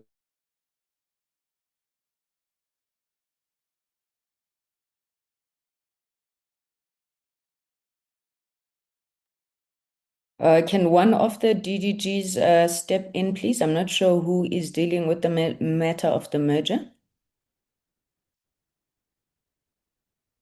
If I may come in, Chairperson, on the Centec BBI measure, it's a project now that is run by my colleague DDG Sono. I presume he is not available for this meeting, Chairperson.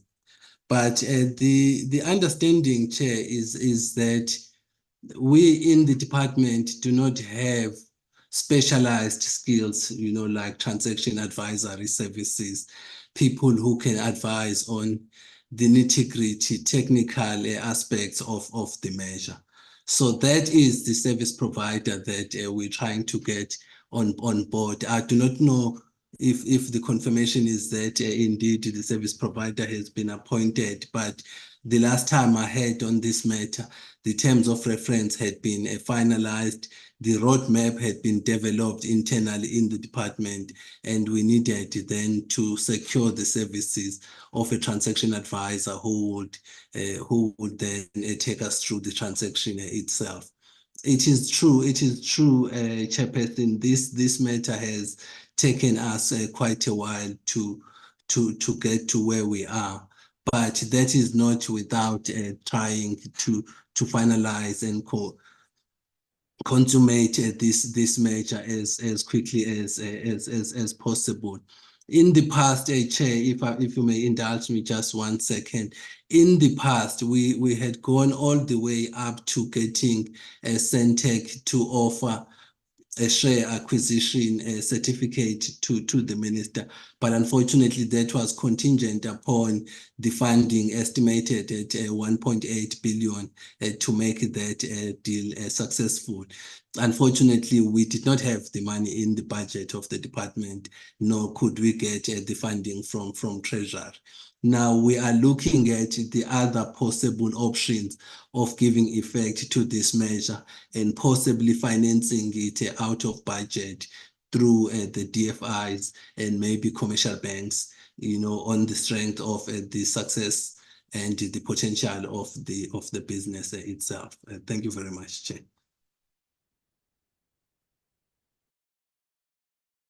Thank you. Thank you, Mr. Shelembe. DG, you are back. Are Yes. you covered by that response, and do you have any additions, particularly how long this is expected to take, given the fact that this matter has been outstanding for a while? And then secondly, given the fact that both BBI, I mean, even Centec is in a worse financial position than it was the last time, and BBI does not seem to have moved on. What is this success contingent on? Well, Chair, what we need to do, rather let's get back to you with regards to also the time frame for that. But I want to underscore what you've just said now, that I think whereas before we were facing this particular challenge with regards to the liquidity of the entities, it's even more dire now, Chair. So, but that's hence we need the expertise in terms of then the transactional advisors to be able to best advise the department on how then this process should follow through. But maybe to underscore that the commitment of the department is still on the SOC rationalization, honorable members, because what we don't want to do is to find two entities or more on the duplicated roles and responsibilities and functions. We would want them to have more cooperation as they are currently doing now, but in a much more structured manner as well. And therefore, if you centralize them or merge them, they would actually probably be much more efficient as well. And I think there are complementary services that they can provide, but also in as far as then the asset that they do have as well, they do complement each other, that they would be much more efficient in as far as then the expansion of broadband connectivity in the country. So would rather than provide the roadmap to the honorable members. Similarly, I think, as you said, Chair, there were other questions that were asked. One related on the policy colloquium. I think there was the request in terms of the report on the next meeting, but we can provide the report outcome of the policy colloquium to the portfolio committee. Along with, I think there was then the issue of the 62% budget underspending. 62% budget spending vis-a-vis underperformance. Obviously, and I think summary that relates to the G20. If it wasn't for the G20, if you take it out, you would then see that there is an equal par with regards to the performance of the department vis-a-vis the budget spending chair. And then I think the issue of the job creation, how many jobs have been created, we would be able to quantify that and provide that in writing, along with the other questions that have been asked, Chair. Digital economy, master plan, the report on the EIP. Chair, I think you missed your session. We had a session on the EIP. In as far as what we've received 2 EIP applications for this financial year, and both of those are being processed. And I think we did expand in as far as what we're looking at, as far as then this equity equivalent applications that have been made, in order, again, to drive the sectorial priorities, both under what is in the MTDP as well as under the digital economy master plan. So, Chair, those would be the issues that I said. Other questions, we will consolidate and provide the responses in writing. Thank you. Thank you, DG. And may we then get those responses before Parliament rises on Friday? It sounds like it's information at hand, also including the costs of international travel as requested. Let me thank you, DG, DDGs, and all colleagues from the DCDT on the presentation, and I suppose the ongoing work that is being done in the department. I suppose we also owe you your flowers for G20. We're hoping that we'll get a consolidated report on those outcomes of the G20, where we're able to actually look at the various commitments that have been made, and also a reminder to yourselves on the various memoranda and things that would have been signed over the course of the G20, but also during the preceding term that Parliament still needs to act on. That's still an outstanding matter. With there not being more time to engage this, you would be free to be excused should you wish to leave the meeting, but we will now continue with the GCIS and the MDDA. I have seen that the Deputy Minister in the Presidency, Mr. Honorable Kenny Morolong, is in the meeting, so you are welcomed, DM, and may I then hand over to you to lead the presentations. Thank you.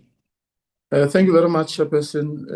Good afternoon, good morning to you, and good morning to members of the Portfolio Committee. Let me also acknowledge the presence of the Chairperson of the Board of MDDA, Professor Matabuda, and the Acting DG of GCIS and her team for gracing us with their presence.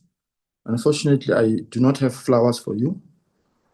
We wanted to welcome you back with flowers, but I will make sure that the next time we appear physically, I'm able to hand you over flowers on behalf of the National Executive for doing a sterling job with the ad hoc committee. We thank you for the opportunity to present the media performance review for both GCIS and MDDA.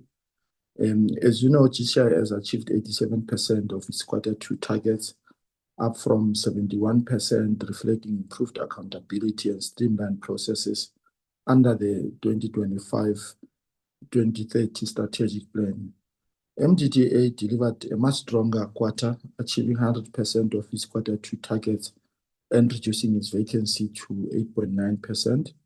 GCIS also expanded outreach through G20 campaigns, the National Dialogue, and GBV awareness, as well as the National Days of Nelson Mandela Month, Public Service Month, Heritage Month, as well as Women's Month, reaching over 50 people across platforms, 50 million people rather across all platforms. Chairperson, through the G20 public participation program led by the Government Communication and Information System, we have taken bold steps to make the President Ramaphosa's vision of a truly people's G20 a reality. This was not just about informing communities, it was also about engaging them, listening to their voices and ensuring their aspirations shape the global agenda. Chairperson, the GCIS and MDDA Advanced Language Inclusivity, with GCIS publishing full editions of Vukuzenzelis in Setswana and Xitsonga, and ensuring reach on key campaigns through use of official languages. MDDA supported community media through studio handovers at the Tshwane FM and TUT, and I'm quite elated that I presided over these important events. GCIS retained a clean audit for 2024-2025 and is on track to fill 41 privatized vacancies. We expanded on our action plan to fill these vacancies in our last appearance, particularly with respect to all positions, including executive posts. Expenditure is aligned at 51.2% against a target of 50%. MDDA also reported income of 79.37 million rand, with the 80% received from the USAF levy collection. There would have been a slight overspending, which reflect expanded training and outreach, while the board costs remain below projections. Chairperson, with these abridged remarks, let me take this opportunity to call upon the acting DG to present our Q2 performance, and with your indulgence, MDDA through its board chairperson. Thank you very much. Thank you very much, DM. Acting DG. Good morning, Chairperson. I'm hoping that I am audible. Good morning, Chairperson. Good morning, honorable members, the Deputy Minister, the Chair of MDDA, and all our colleagues. Good morning once more, Chairperson. With the DM having summarized our presentation, I will not go through all the slides. However, I will make sure that I am dealing with the pertinent issues. During the quarter under review, you can go to the next slide, Sadia, thank you. During the quarter under review, we had 39 targets to deliver as a department. We managed to achieve 34 targets, translating to 87% of non-financial performance. And we also achieved 51.2% against the benchmark of 50% in financial performance. We also, during this period, retabled the technical indicator descriptors of our APP, dealing with ambiguity, just clarifying it was more cosmetic, should I say, updates whereby we had to clarify some languages and terminology and approaches that were used, so that we are able to ensure that during the audit period, it is easier to audit our performance. On the move to the next, okay, and then we also, as DM has said, had approved 41 posts to be filled during this financial year. During the period under review, 6 were already filled, as indicated in the meeting of last week. We are putting accelerated effort to ensure that all the positions are filled by the end of the financial year. And majority of the positions are at various stages, with some already assumed duties during Q3, which we will report when we come back, and monitoring the implementation on a monthly basis as well, so that we make sure that the target of filling those posts, 41 posts, is met by the end of the financial year. Sorry. On the key highlights in terms of our achievement during the quarter under review, in reaching the audience target for our key campaigns, we've exceeded the target of 100 million, and we reached during the period 253 million target audience. We also exceeded the citizen queries response rate. The target is 50%. We managed to reach 96%. I must emphasize that this is mostly on our social media platforms, whereby the citizens, they get to make inquiries that are relating to the issues of government in its entirety, not only about GCIS. And we do facilitate responses to those queries, and we get back to the citizens and we update them of the responses. The implementation of the G20 and other priority campaigns, we managed to reach over 50 million people.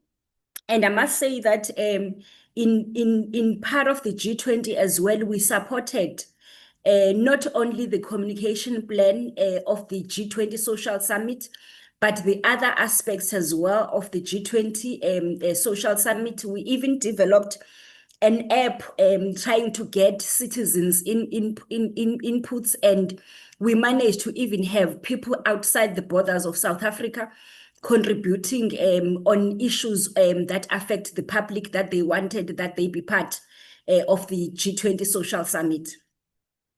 We also managed during this period to submit to DCDT the inputs for the draft white paper policy on audiovisual media and online safety. And as we are continuing as well with the processing of the MDDA amendment bill as well in the period. Move to the next slide. We also are supporting the communication of the work between government and business, in particular the National Logistic Crisis Committee, and focusing mostly on the work that is led by the Presidential Working Committee in Durban and in eThekwini municipality, in fact, and in Johannesburg, city of Johannesburg. But also we are extending this particular work to include the other areas that we know that whilst it's work of between government and business, it supports priority number one of our medium-term development plan, because we do understand that when the economy is growing, so employment will also grow, but also the issues around the issues of poverty and so forth will also be able to make some improvements to them. We also supported the accelerated 90-day program on fighting gender-based violence and femicide. I must say that whilst this program started in 2020, the IMC decided to have an accelerated intervention based on the stats that were coming up from the SAPS. And we did lead from the Net Joints part, the communication work stream. We are also striving to ensure a professionalized government communication system. And not only we provide targeted training to the key messengers and government communicators, but also we have seen an increase in terms of the number of institutions that are requesting our services as GCIS. And we are also ensuring that there is accelerated training on misinformation and disinformation. And during this period, we had one center, big training for a majority of the government communicators for the whole system, just to ensure that we are able to really mitigate the risk of misinformation and disinformation. Move to the next slide, Asati. In terms of system coordination, I think I must start by saying during this period, we were able to analyze the government communication plans because we have all national departments and some institutions or entities of government which prepared, which we facilitated and coordinated, that they come up with government communication annual plans and 5-year strategies. And provincial governments that are also were required to come up with their provincial communication plans and communication strategies. So during quarter two, we managed then to analyze the implementation of such annual communication performance plans and monitored the implementation as well. And we produced a report that was tabled to the FOSAD, which is your Forum of Directors General in Government, with specific recommendations. Like, for an example, we noted that some departments were more leaning on events than really communicating government communication. But in some institutions, whilst the plans were there, were not properly resourced. So we managed to advance such recommendations to the directors generals, and also to ensure that by the time the reports are submitted to GCIS, them as accounting officers, they've already gone through the implementation reports and made necessary improvements if that is applicable. So during this period, we also had the approval by cabinet of the government communication policy and the repositioning of South Africa as a brand which is being driven by a brand SA. And we are now rolling out the government communication policy again, just to ensure implementation, so that we are able at the end of the financial year, just to make sure that we have run sufficient workshops and there's implementation and there's continuous monitoring from our side as GCIS, the implementation. The repositioning of South Africa as a brand, whilst sorry, brand SA is not part of this portfolio, it is important that we then we also mentioned that cabinet has approved. Now we are at a process whereby we're going to be rallying the necessary institutions around so that we are able to implement and see progress. We also, during this period, undertook a tracker research which checks the public concerns and whether they believe that the country is going towards the right direction or the wrong direction.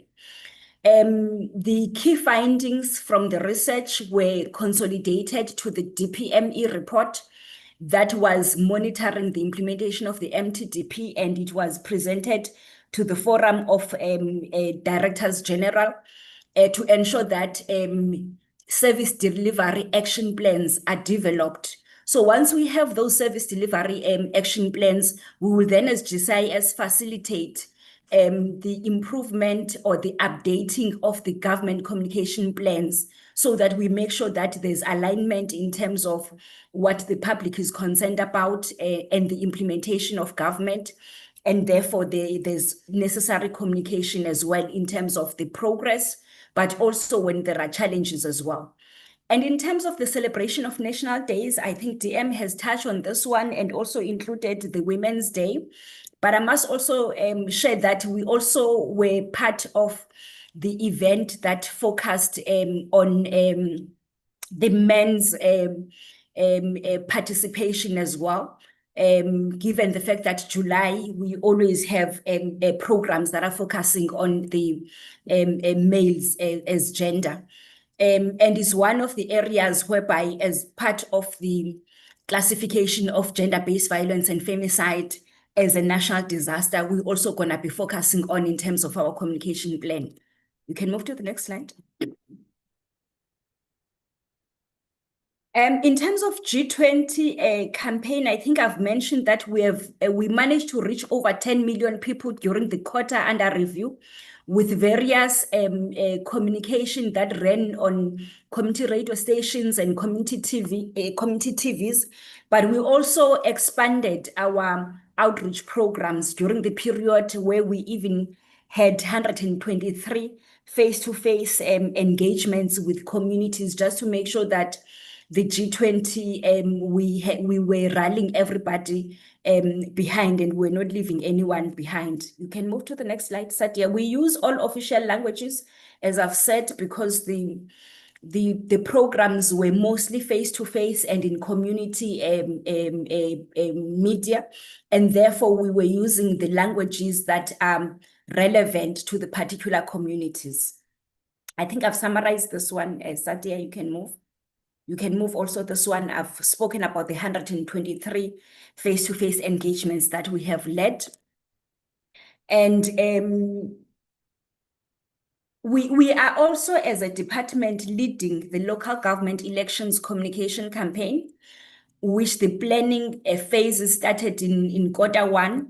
And in Q2, we managed to have some few face-to-face engagements, but also facilitation and coordination among all spheres of government. As GCIS, we have monthly meetings whereby we coordinate with all communicators from all 3 spheres of government, and we get progress reports in terms of implementation. So besides these face-to-face engagements that have reached more than 600 people, and in Eastern Cape and Mpumalanga, we are also having community radio programs, particularly in Eastern Cape, that is called the Local Government Thursdays, and we are expanding that to cover other provinces as well. Move to the next slide. And in terms of the the fight against gender-based violence and femicide, we have reached more than 22.6 million people, and we have had some face-to-face engagements, particularly in Orange Farm, in some few communities in Kwabata, Eastern Cape, in Fezile Dabi municipality in Free State, and in Vembe municipality in Limpopo.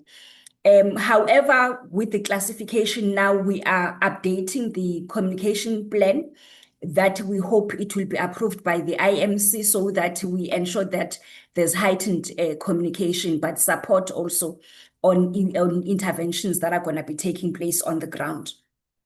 We also supported the national dialogue, and we had, during the days of the national dialogue, the 15th and the 16th of August, provided the live broadcast link to over 40 community radio stations. And the communication as well was on social media in various official languages. And in social media, we reached more than 28.2 million people, and in broadcast, 1.5 million listeners, and in all locations or in all provinces. On governance matters, we are pleased to share that during the period under review, the chairperson of our audit committee was formally appointed and has assumed her responsibilities. And we have had number of audit committee meetings during the period under review, particularly focusing on our the financial statements, the annual reporting, and ensuring that there's provision of combined assurance throughout the organization, and ensuring that our audit is also risk based, so that we ensure that we mitigate all the risks, but also to ensure that our controls are adequate and effective. You can move to the next slide. And we've also had our enterprise risk management. The sittings are taking place quarterly to oversee our implementation in terms of our risk action plans. And during the quarter under review, we had managed to ensure that we have moved for the Q1 achievement of 69%. So when we bring the Q3 report, we'll provide a report that shows that we are progressing to implement our quarterly risk mitigation implementation plans. On ethics and integrity, we have 162 officials within the department who were supposed or who were required to disclose by 31st of July. 160 members complied with the regulation, and 2 officials couldn't. One of the officials was hospitalized during the period, and the other one had system glitches.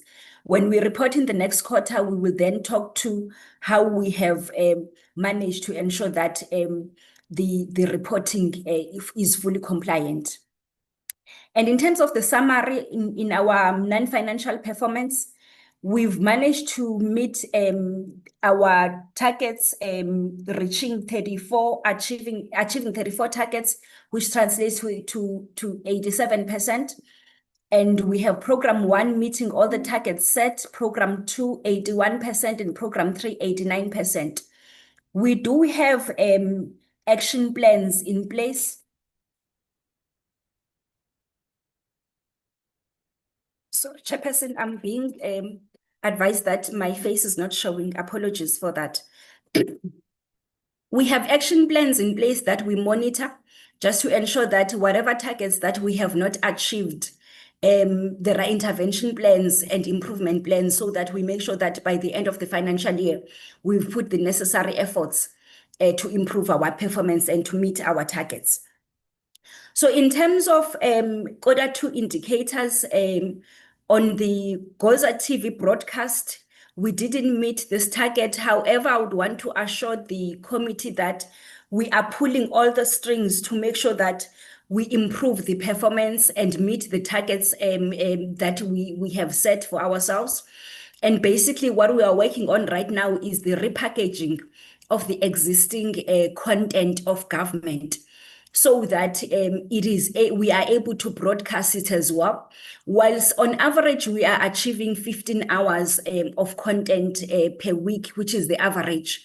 There are weeks whereby we are able to achieve about 60 hours of broadcast. However, because the target is per week, therefore then hence we are reporting the average. But basically we are pulling all the strings to make sure that there's high improvement in this target, and ensuring that the repackaging of the content that we have existing is meeting the communication imperatives that we would want to achieve. And in terms of the bulk media buying policy, a target that we did not meet as well. However, I want to assure the committee that we are busy with consultations. The policy was drafted, but we had to make sure that there's extensive consultations, given the fact that it also regulates the bulk media buying by other government departments as well. And the number of audiovisual content products from video, photography, and radio disseminated to profile the national events. We fell short just by a few products that we did not meet. However, these were also done, unfortunately, outside the reporting period. And the next slide, Sadia.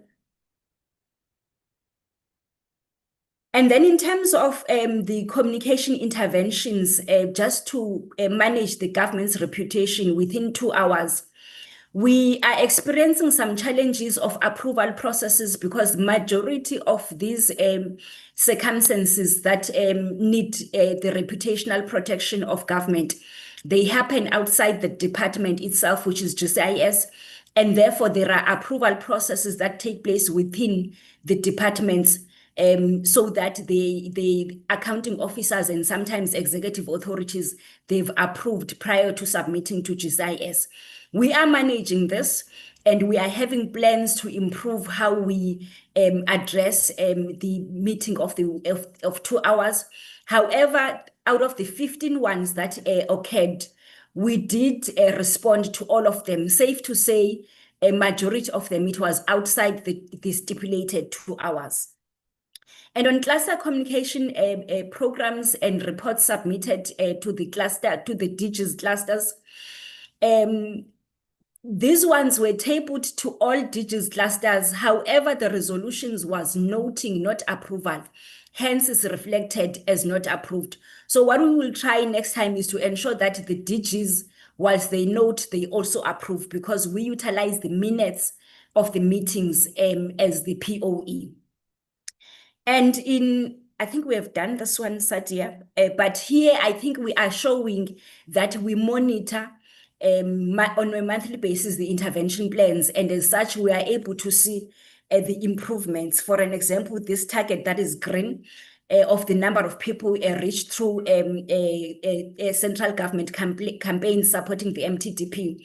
Because of the intervention plans that were implemented, we've seen the overachievement at the end of the quarter.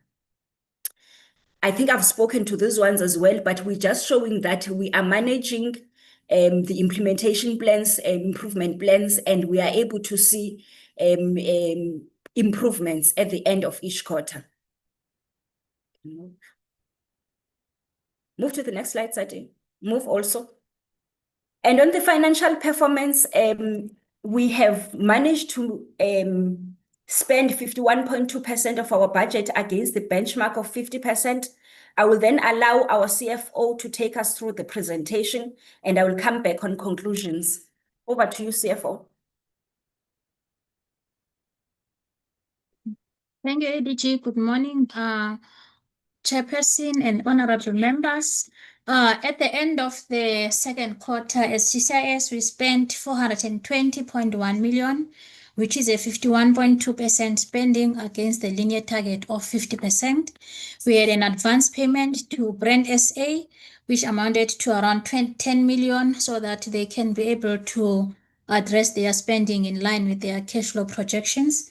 As GCIS, we had underspent with 635,000 at the end of the quarter, and with written off assets to the value of 18,000 within the branch 3. Can go to the next one.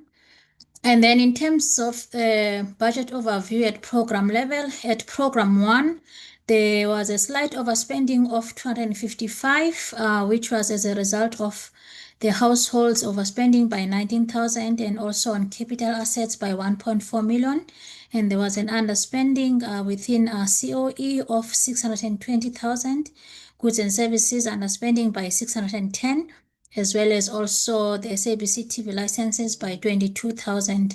In program 3, there was a slight underspending of 294, of which 957 was for unfilled posts and 255 was for goods and services, and there was overspending under households by 24,000 and overspending on capital assets by 795,000. Program 3 had an underspending of 496, which was as a result of unfilled posts, slow spending on the SABC licenses, as well as households. Also, there was overspending on the goods and services by 693,000 and on capital assets by 210,000. The overspending was addressed during the adjustment budget, as Treasury had approved our rollover funds on the capital assets. Then our contribution to the inclusive economic growth, GCIS, we have spent 46.2 million on the designated groups, rural economy, as well as township economy. On women-owned businesses, we spent 29.8 million. On youth-owned businesses, we spent 6.5 million. And then on businesses owned by people with disabilities, we spent 218,000. On township economy, the spending was 8.2 million. And on rural economy, we spent 1.3 million. Then the overall budget for GCIS, program 1, we spent 106.4 million against the budget of 212.4 million. Program 2, the spending was 235.9 million against the budget of 451.4 million.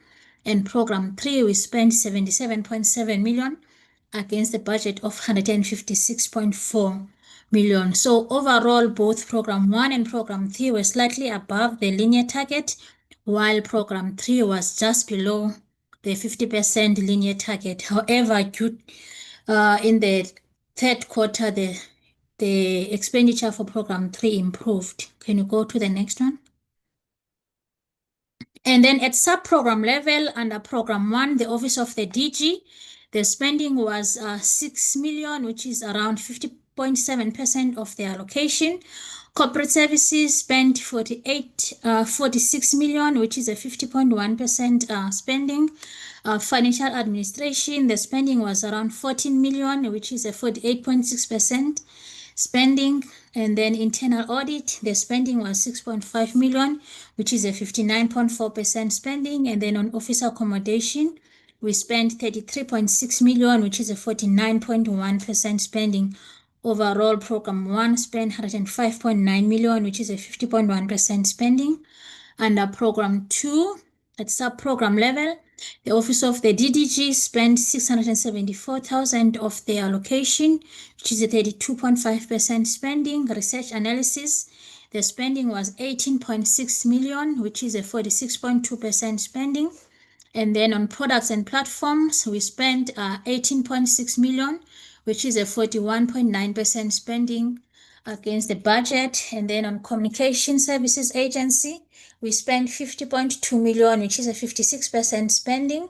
And then on policy development, analysis and market modeling, we spent 2.3 million, which is a 44.8% spending.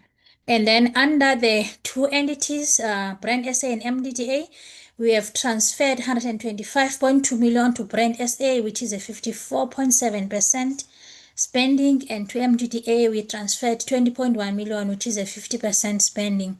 Overall, Program 2, they spent 235.9 million, which is a 52.3% spending for the second quarter. Can you go to Program 3? Under Program 3, we spent 2.3 million under the Office of the DDG, which is a 53.2% against the linear target. And then PLL, the spending was 51.4 million, which is a 47.7% spending trend. Media engagement, we spent 9.4 million, which is a 49.1% spending trend. And then on cluster supervision, we spent 5.9 million, which is a 51.5%. And then on economy cluster, their spending was 8.5 million, which is a 63.9% spending trend. Overall, Program 3 spent 77.7 million, which is a 49.7% spending trend. To the next one, Sadia. And then on human resource, I think the acting DG has slightly highlighted on the overall. However, as GCIS, we have 394 warm bodies within the organization, of which 43 are at SMS level, 78 at MMS level, and 273 at other levels. Then in terms of the representation, GCIS, we are 60% female and 40% male. At SMS level, we have 26 females and 17 males. At MMS level, we have 49 females and 33 males. And in other categories, we have 164 females and 109 males. Can you go to the next one, Sadia? Then at an overall vacancy rate, we have 500 approved posts in our organizational structure, of which 434 are funded and 394 are filled. So we have 41 posts that we are filling during this current financial year and last financial year.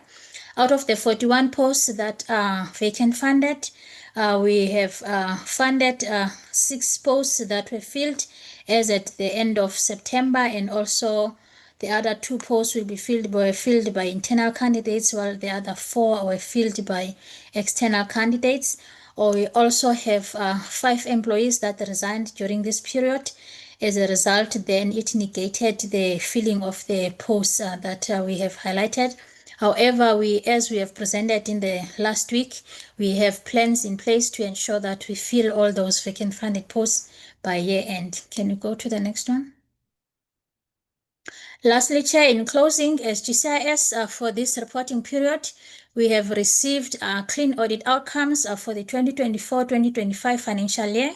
We have amended our TIDs for the 2025-26 APP as the acting DG has highlighted. This is also to ensure that we better monitor and also have better reporting. And also our overall performance was 87% against the predetermined objectives in line with the updated TIDs. And also we have progressed in terms of filling the vacant posts, as also in terms of implementing the workplace skills plan. We have spent 38.1% of our expenditure on designated groups, rural and township economy, in line with the priority 1, which is the inclusive growth and job creation. We have also gained momentum in the G20 campaign, and also we have ramped up some of the communication during the quarter 3 in line with the Leaders Summit as well as the Social Summit that took place. In terms of the GBV, it still remains firmly on the GCIS agenda, and we continuously monitor in terms of the implementation of this key campaign to support the NSG PVF. Thank you, Chairperson.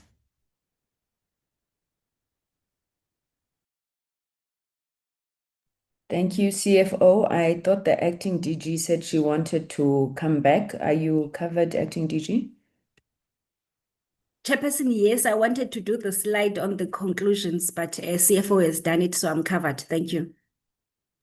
Okay, thank you. Thank you very much.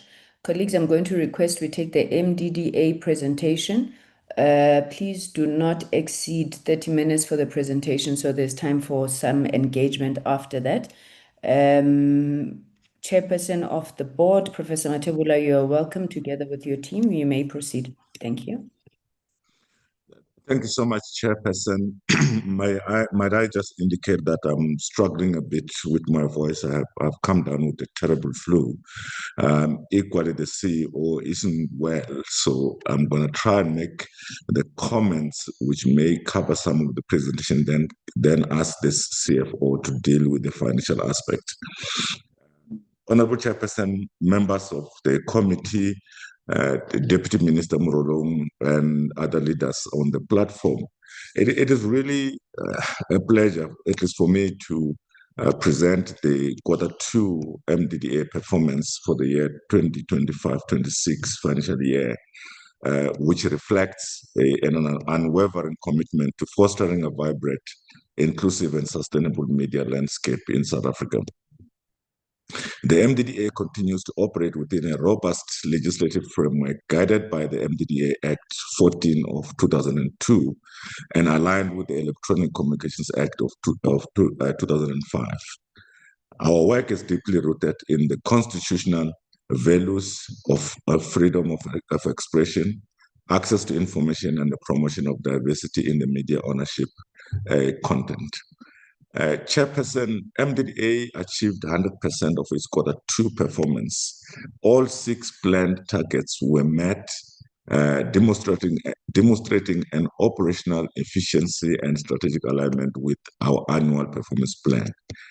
On the staffing element, Chairperson, 41 out of 45 funded posts are filled, which translates into 91 occupancy.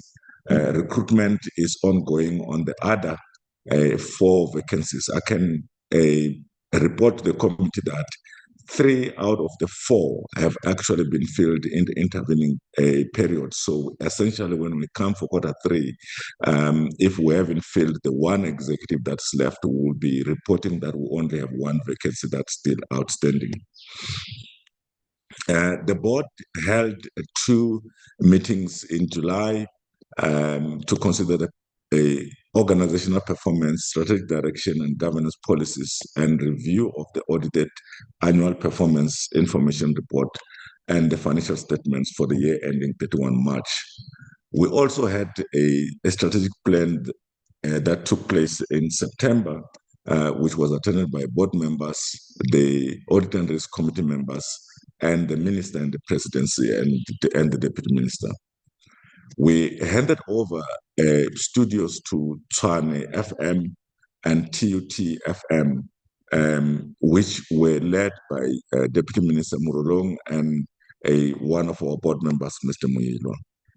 The accomplishment, Chairperson, reflects the unwavering commitment and professionalism of the MDDA board, management, and staff, as well as the vital contribution of our partners, including the commercial media sector, the GCIS, and others. Through collaborative effort, we have continued to strengthen the role of community and small commercial media in promoting local democracy, preserving cultural identity, and encouraging civic engagement. While we celebrate these milestones, Chairperson, we must also confront the pressing challenges ahead. The MDDA stands at a pivotal moment, facing a potential reduction in funding, both from government and industry sources. This financial strain threatens the viability of the community and small commercial media sector, which depends heavily on our support. Rising operational cost from broadcasting and print to digital transformation are making it increasingly difficult for many outlets to remain functional without a sustained investment. The progress achieved over the past 20 years could be reversed, and the voices of our communities may be lost. Chairperson, in conclusion, I would like to indicate that the agency has demonstrated a solid performance in governance and service delivery for Q1 and 2. A major achievement was the confirmation of the unqualified audit opinion, reflecting a stable administrative environment. A program delivery saw significant overachievement in partnership, public awareness, and advocacy, particularly in stakeholder and media engagement. The sector development and outreach program also exceeded its targets for training interventions. Chairperson, I would like to extend our heartfelt appreciation to the Honorable Minister and Deputy Minister and the Presidency for their steadfast support over the period, and to the chairperson of this portfolio committee and members of Parliament for their oversight and guidance. And we do look forward to seeing you on Friday. Hopefully our health does allow us to be present in person, and to all our partners for their ongoing collaboration and shared commitment. We believe that if we continue working together to shape a media landscape that truly reflects the diversity of South Africa, that no community will be left unheard in this regard, Chairperson. I will ask the CFO to take you through the financial aspect, but do note, Chairperson, that there is an over expenditure that is really as a result of commitments that comes from the previous commitments of the previous year, and the fact that our grant funding cycle runs over a period of about 18 months. So the over expenditure doesn't necessarily reflect a slack or some unexplained behavior on the side of the entity. CFO.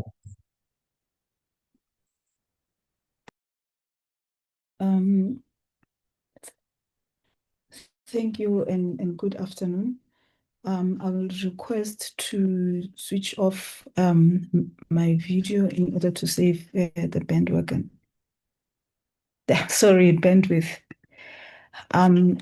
In the period under review, we received a majority of the funds from the broadcast funders.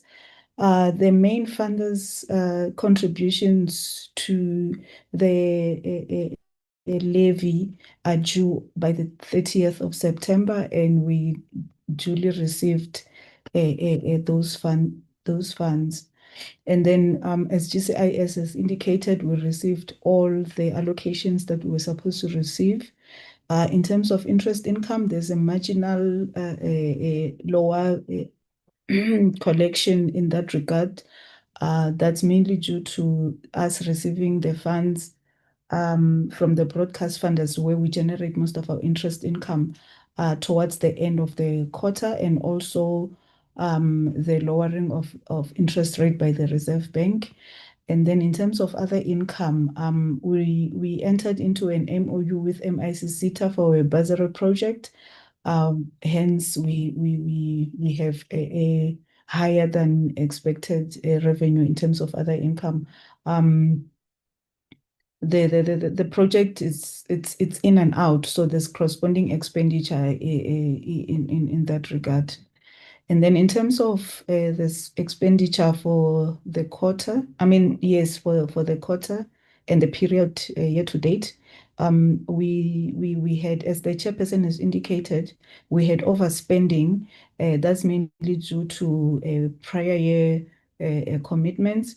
We also, as indicated by the chairperson when he was presenting the performance information, we had more road shows that were not budgeted for. We over achieved on our capacity building, resulting in higher training costs for the period. But the biggest contributor there is the prior year commitments, both on grant expenditure and on admin expenses. And as I've indicated, the MIC-SETA bursary project that we've entered into, we have adjusted the budget accordingly to accommodate those expenses. In terms of board cost, as we've reported previously, we had lower than budgeted, or rather lower board members. So when we budget with the assumption that we're going to have all 9 board members. However, we didn't have the full board complement, as well as the chairperson's decision to forego his fees. So we had those savings. And then on employee costs, the underspending, it's mainly due to vacant positions. And as the chairperson has indicated, some of those vacancies have since been filled. I will pause here. Thank you very much. And back to you, chairperson. Thank you. The chairperson will return back to you for guidance. Thank you. Thank you very much, Deputy Minister, Chairperson of the Board, and the CFO. And I think maybe just to send our well wishes to the CEO. I'm not sure if it's her gadget in the meeting or if she's sitting in the meeting, but we wish her a speedy recovery. Honorable members, those are the presentations from the GCIS as well as the MDDA. We are taking that some of the presentations you would have familiarized yourselves with. Hence, I didn't slow the chairperson down, chairperson of the MDDA. May I then call for hands to engage the presentation? Honorable Subrathi, you will be the first, followed by Honorable Singh, and we will come back if there are any other members. Honorable Subrathi, you may proceed. Thank you, Chairperson. Let me also welcome the presentation. And Chairperson, I have a few questions. The first question would be with the GCIS. In the instance of GCIS, the target was set for 72 hours of content broadcast per week, but only 15 hours were achieved in Q2. Maybe the question is related to that. What interventions are being implemented to address this gap? And is the 72-hour target realistic, given the current resource constraints? My second question, Chairperson, would be around the media buying policy, which was targeted for submission to the Minister in Q2, but it remains in stakeholder consultation. Now, given that this has been delayed since Q1, what was the delay that the policy faced in stakeholder consultation phase? And maybe then what is the ripple effect of this delay? My third question is about 1/3 or 33% of communication interventions, Chairperson, were made within 2 hours to manage government's reputation. Let me repeat that. Only 33% of communication interventions were made within 2 hours to manage government reputation. Maybe what corrective measures are being implemented to meet the 100% target?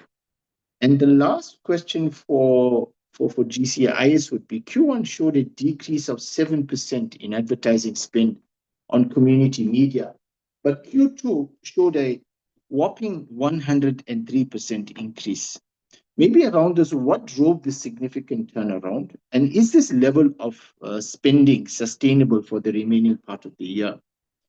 Two questions on MDDA, Chairperson, is the first is, whilst 100% targets are commendable and several targets show overachievement, maybe the question to ask ourselves is, were the targets set conservatively? And is there scope to revise annual targets upward?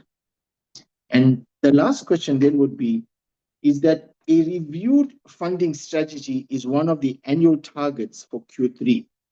And given that MDDA's reliance on USAF levies and government grants, what alternative funding sources is the MDDA exploring, and how does the strategy address the long-term financial sustainability of the entity? Thank you, Chairperson. That will be all from my side.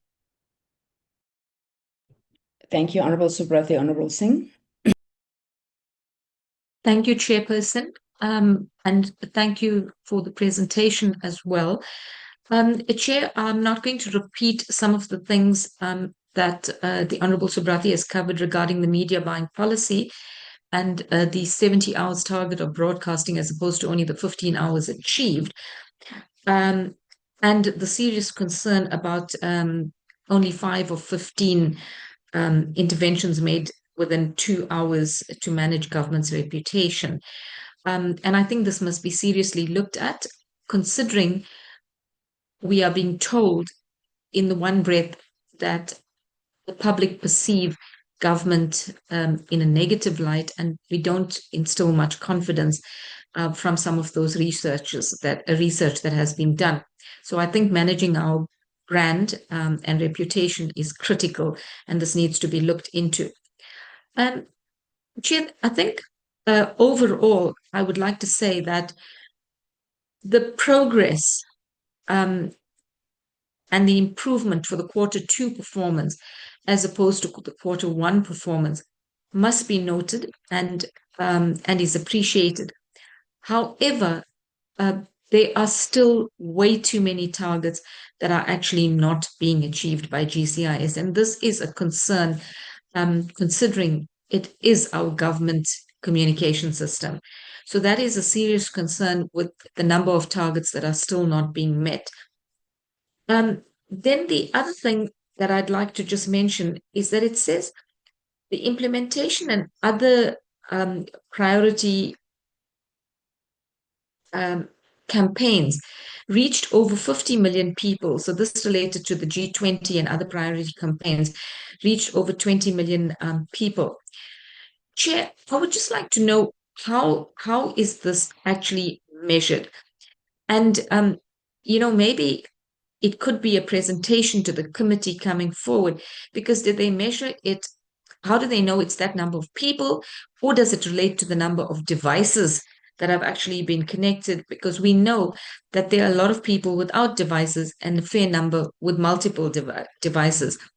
The other thing is that the results of the tracker research that was conducted between July and August 2025, is it possible for us to have a copy of this, or perhaps a presentation on that research to the portfolio committee? I would be happy with either.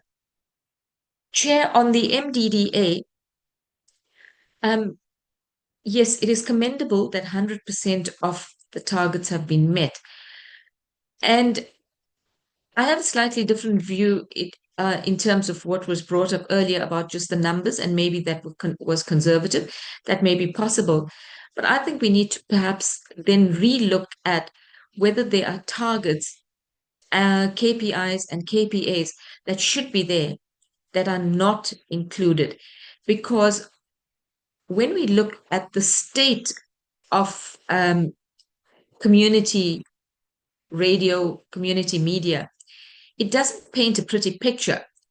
So my concern is the targets being met 100%, but is that translating to how well the sector is actually doing? And I don't think that we can find that is correlating positively. So I do have that concern. And my last concern relates to the board. Chair, I'd like to know when is it envisaged that we'll have a full complement of board members? And I think this question was raised previously. The question of board members foregoing their fees and the possible implications of that. So I don't think that we actually got any answer to that question previously, with board members foregoing their fees. Thank you, Chair. Thank you very much, Honorable Singh. Honorable Alicia. Thank you very much, Chairperson. I'll just open my video so that you see it is indeed me, but I'm going to request that I keep it off, Chair. Thank you very much, Chair. Good morning to you and everyone in our meeting, and welcome back, Chairperson, even if it's for a little while for now. Chair, because I'm covered mostly by my colleagues with regards to GCIS, maybe allow me to just pose a few questions to MDDA. I wish the CEO was here, because a lot of clarity questions I'm seeking, it is with regards to the CEO, but I suppose everyone else can be able to give clarity on the questions that I have, Chairperson. Chair, as we are dealing with the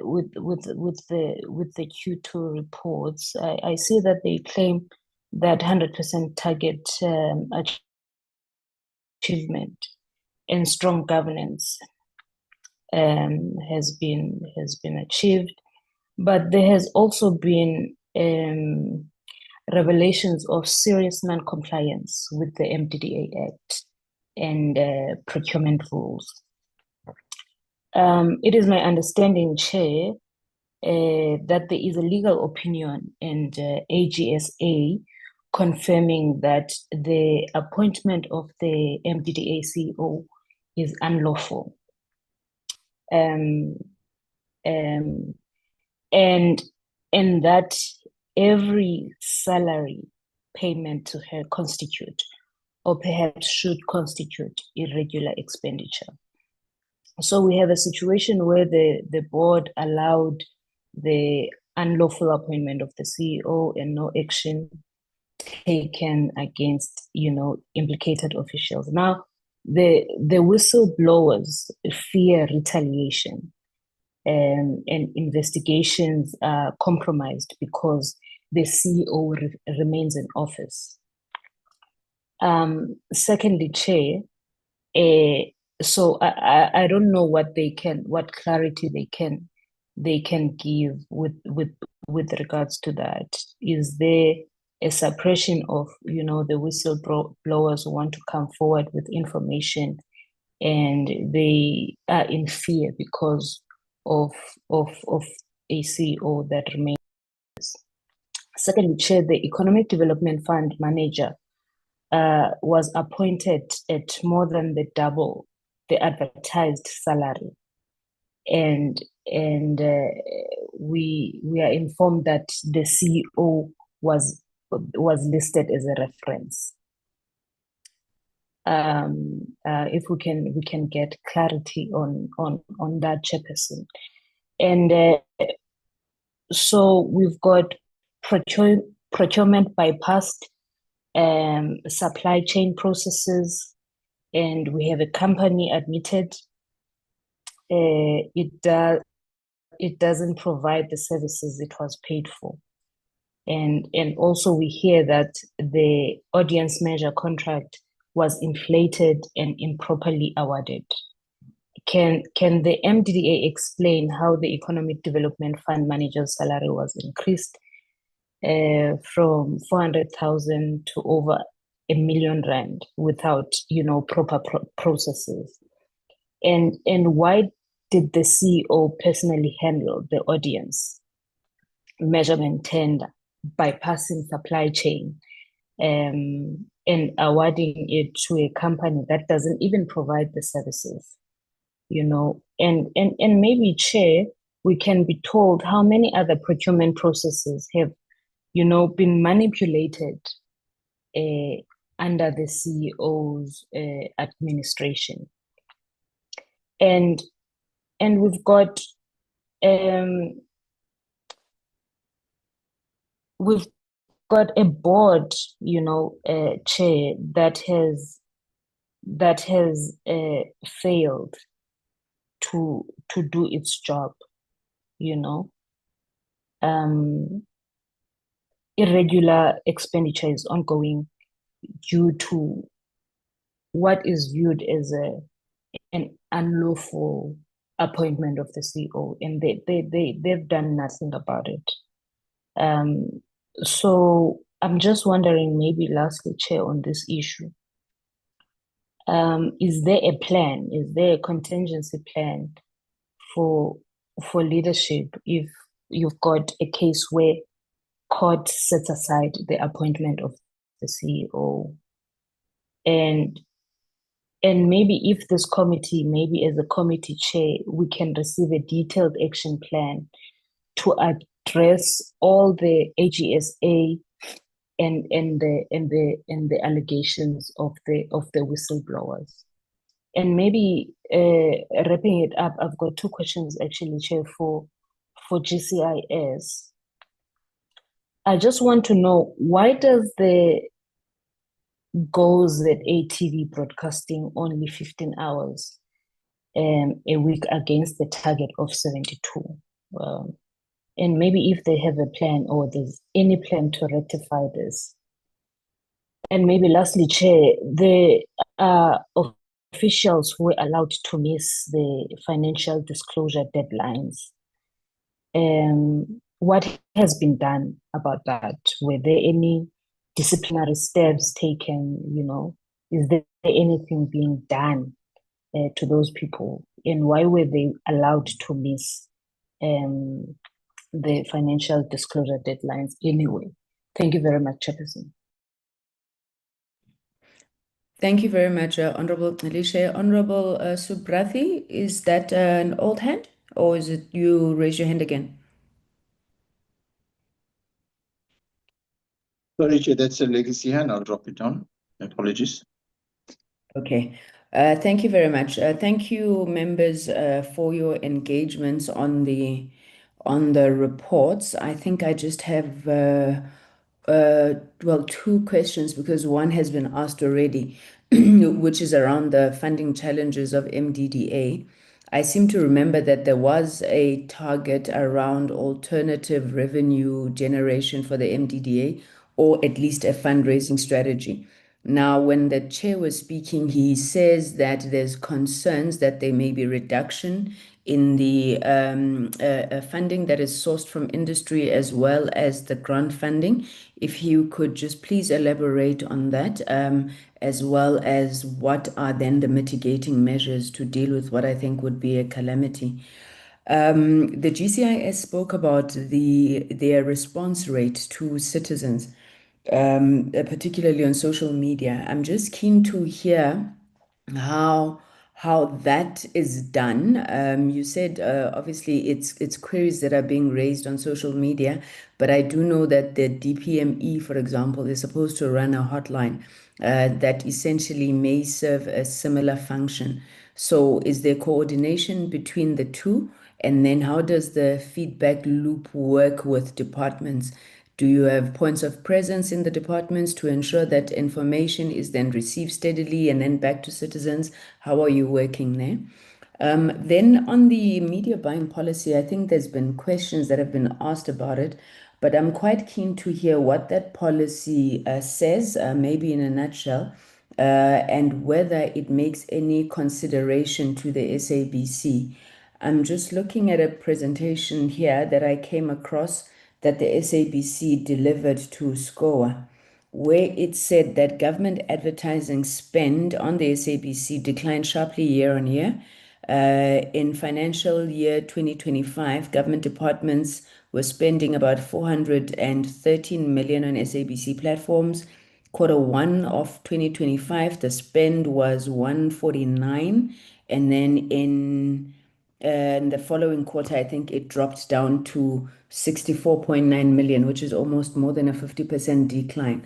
So what is happening there? Why is government not advertising with the SABC? What is the intention? I'm just keen to hear what's happening there, and I'm hoping that that media buying policy of a government would be able to address it. As you come back, Deputy Minister, Chairperson of the board, I think a lot of the issues that Honorable Alicia was raising are subject and really the trigger for the oversight visit on Friday. I do know that I think we put some of those issues there for comment. You may speak to what you are able to speak to today on those matters. Alternatively, then we would expect, I think, very detailed reports on them when the committee visits on Friday. The CEO is in the meeting, but she did indicate she's lost her voice, so she would not be able to speak. But I trust that the DM and the chair would be able to respond. Can I hand over then back to you, DM, to lead the responses from the GCIS and the MDDA? No, thank you very much, Chairperson. I think firstly, I agree with you that some of these issues that have been raised by Honorable Alicia are subject to engagement when we convene on Friday in the session that has been called by the Portfolio Committee. We look forward to these engagements. We have said in the past that there is a parliamentary precedence on matters that are before the courts. I don't know if the chair of the board would want to venture into responding to some of the issues, albeit quite mindful of the fact that these matters are still ventilated before the courts. But maybe to just express the board position in this matter. and other related issues which may not necessarily affect this case, but they have deal with whistleblowing as would have been raised by Honorable Tedeshe. We are concerned with the performance of Goza TV because this was a very noble idea to populate government content and ensure that the citizenry have access to government events, to government activities, and that they are kept appraised of the developments in government. I have personally expressed my discontent with GCIS and subsequently requested a meeting with MENCO to delve into some of those issues. They would also relate, the discussion will also, that is going to ensue between me and myself and MENCO, will also relate to the media buying policy, the delayed policy which would obviously be engaged with once it is before the minister's desk. And as it has been reported, these are processes. There are processes underway to consult the sector, and once there has been adequate consultation, the ministry will then be provided with a submission, and we will, at an appropriate time, be in the position to express ourselves. The delay of the media buying policy mean that the SABC, as a national broadcaster, would not be able to be supported with respect to what the policy would entail. But it will also mean that we would also deny community media the opportunity to benefit from the policy. So these are, of course, issues that we are concerned with. And as I said, that there's going to be a meeting with MENCO before end of the year to delve into some of the issues, to look at whether the targets on Goza TV are realizable, or whether we have targets that we will not be able to attain by end of the year. But of course, we take counsel from members of the portfolio committee. We take note of the issues that you have been able to raise. And as I said, we will at an appropriate time come back to you and provide much needed response in detail to some of the challenges that or issues rather that have surfaced in this discussion. I'm going to request, Chair, through your permission, that the 18 DG can then respond to some of the issues, and then with the team following which the chairperson of the board and the management of the MDDA should also follow suit. Thank you.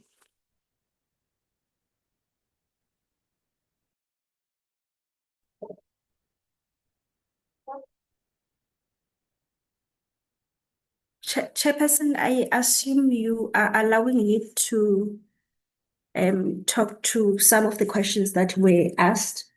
I will start with the question of the comparison in terms of the advertising spend between Q1 and Q2. The Q2 figures were driven mainly or as a major contributor by the G20 campaign. Hence, there was just so much drastic improvement. And then in terms of the measurement on how we are reaching more than 50 million people on the G20 and the other key campaigns, mainly we have systems that sort of assist us to track on social media. And on social media, obviously, the people, they have the accounts that are registered that we utilize to ensure that we read. We also use, if we are using the broadcast, we also utilize, or any form of media, we also utilize either the readership, the listenership, and the viewership as well as the numbers that assist us, but also on face-to-face engagements, because we utilize all platforms. We also have a situation whereby we are able to check the number of people who have attended a certain dialogue or a certain outreach. So that's how we managed to come up with the numbers of the people that we have reached. Then on the officials that did not disclose is 2 officials, chairperson. The other one, as having said, was in hospital during that period, and therefore we observe the laws that govern the HR environment, whereby we cannot follow an official that is hospitalized just for disclosure purposes. And that reason was advanced also to the oversight bodies. And there's also proof of the hospitalization of the official. The other official had IT glitches, which there's also proof to that effect as well, and has later on disclosed as well. So basically, there was not a need for the hospitalized official to follow any disciplinary processes, because it's situations that were beyond the control of the official. And then in terms of the response rate, we currently piloting this on GCIS platforms, chairperson. And basically, what we are doing is we first source the responses using the technology, because some of the responses are available in the system. However, when we are not successful, we then have a list of government communicators that we then reach out to them manually so that they can assist us. But what we normally do is, at the point of inquiry or a query, we then acknowledge and advise the public that we will revert with the response, and then assist us then in terms of having to have an opportunity to source the correct response and then to pass through that response. The system so far, because it's on social media, is not integrated with the DPME monitoring system. And because we are still piloting it, it's one of the reasons why it's not integrated. So when we have perfected it, we will then be able to integrate with other systems, not only of DPME, because we do believe that some departments as well, particularly the critical departments, they have hotline people that are sort of responding to the issues from the public. And then the other question is about the improvement in terms of our Q2, which we appreciate the noting of the improvement. But we are also saying to the committee that we are monitoring our performance to the point that after every month, our strategic planning unit, they give us the areas that we call them red flags that need to be monitored closely. So we then monitor those closely just to ensure that at the end of the quarter, we would have achieved the set targets. In terms of the management of the reputation of government within 2 hours, and in the plans that we have in place to address that, whilst initially would have the departments assisting us with inputs and information, which the challenge was the approval of such to GCIS. We are now going to be resorting to having holding statements from GCIS, whilst we work on ensuring that the correct detailed information comes through. So that's what we're going to be implementing going forward. The tracker presentation to the portfolio committee, chairperson, that we can prepare as GCIS to the portfolio committee as well. And then the issue of media buying policy and the Goza TV, the DM has really responded to it. So just for us to emphasize that it's one area that we are being held accountable as management of GCIS on by our executive.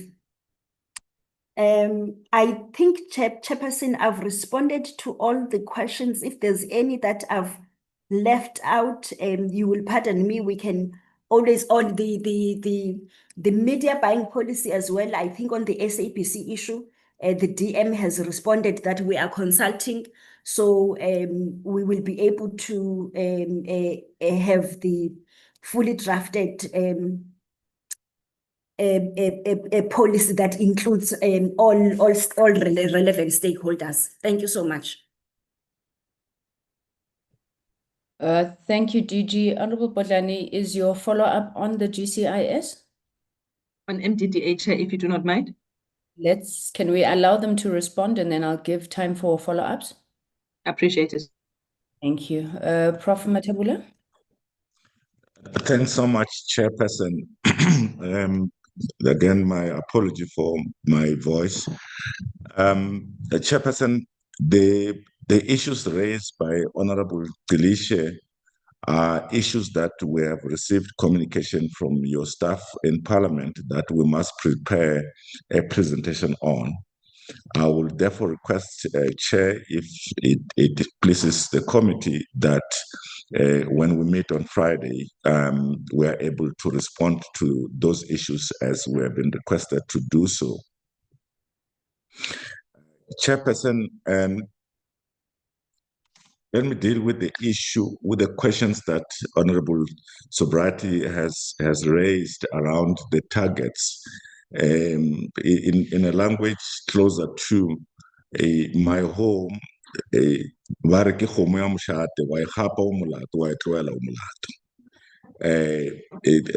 loosely translated as is a cow from a royal house. You leave it, you are in trouble. You guide it home, you are in trouble. In my term as the chairperson of this board, I have come to this committee and we have taken quite some beating for not meeting targets. And to the extent that we have stabilized the organization, and the organization is now performing at the correct level, so to say, and I do acknowledge that there is improvements that can be made. I still take the concerns the committees say around targets, and we will look at that to the extent that there is scope for us reviewing, we will do so relative to the comments that the members have raised. On the issue of alternative funding, Chairperson, there is a review of the MDDA Act currently going on, led by GCIS. In the current Act, there are some limitations within which we have to operate, which are a constraint. This is despite the fact that we have approved the funding strategy and we intend to follow through on that funding strategy. Honorable Singh as well raised the issue of the 100% meeting of target, but further raised the issue of whether the state of community media is reflective of this achievement that we reflect. I'm sorry, there is a huge rain, a hailstorm coming out, so if you are hearing the noise, it's really something beyond my control. I must just indicate that to the extent that it is the community media that we are supporting, I think we're doing quite well there.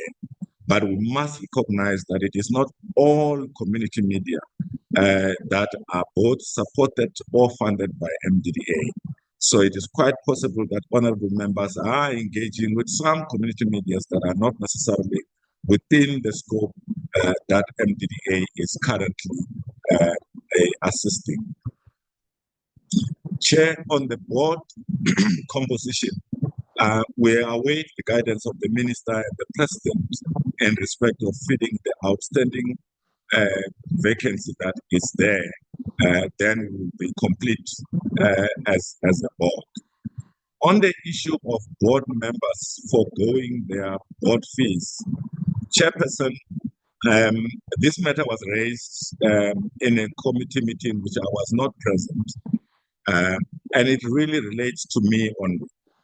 It is me that went to the board on the 30th of October and motivated to the board that at that stage, the performance of the organization wasn't very one that I was happy, nor the board was happy about. And I said that it can be that we can sit as an accounting authority want to accept the board fees when the entity that we're actually leading it has a number of challenges that we were facing. We had a qualified audit opinion at the time.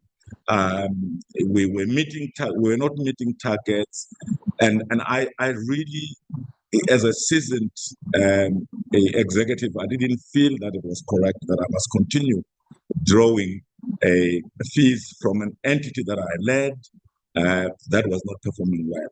This was the second time I've done this. When we got a qualified audit opinion the previous year, I actually did the same. And because I believe that the work we do really should, at the same time, not only be that we must blame management, but we must actually as well accept the responsibility for that which doesn't go right.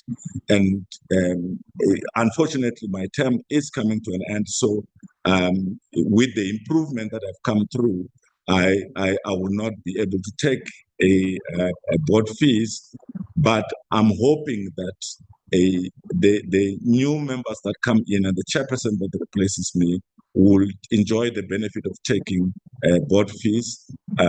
We do reveal this in the financial statements. We disclose it, and we give the reasons that it is precisely that I felt the organization was not doing well. One, two, that this is part and parcel of my own contribution into the community media sector.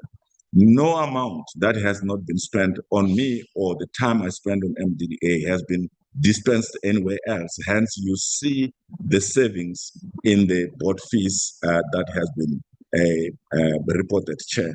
I hope that helps to summarize this issue around a board member that doesn't take board fees. It is only one, it is me. I can't force the other board members. They are at liberty and within their conscience to decide how best they want to attend to the issue. Chairperson, I hope I have attended to all the issues. The others, we will deal with them in the oversight meeting when you come on Friday. Thank you, Chairperson. Thank you very much, Chair. Honorable Bodlani, may I invite you for a follow-up? We still have a little bit of time. Are there any other members who would wish to follow up on any of the responses given? Honorable Bodlani? Yeah. Mine was to just double check that when we go to MDDA on Friday, we will have an audience with the chairperson and the MDDA, considering their ill health, because there's implications for cost for Parliament.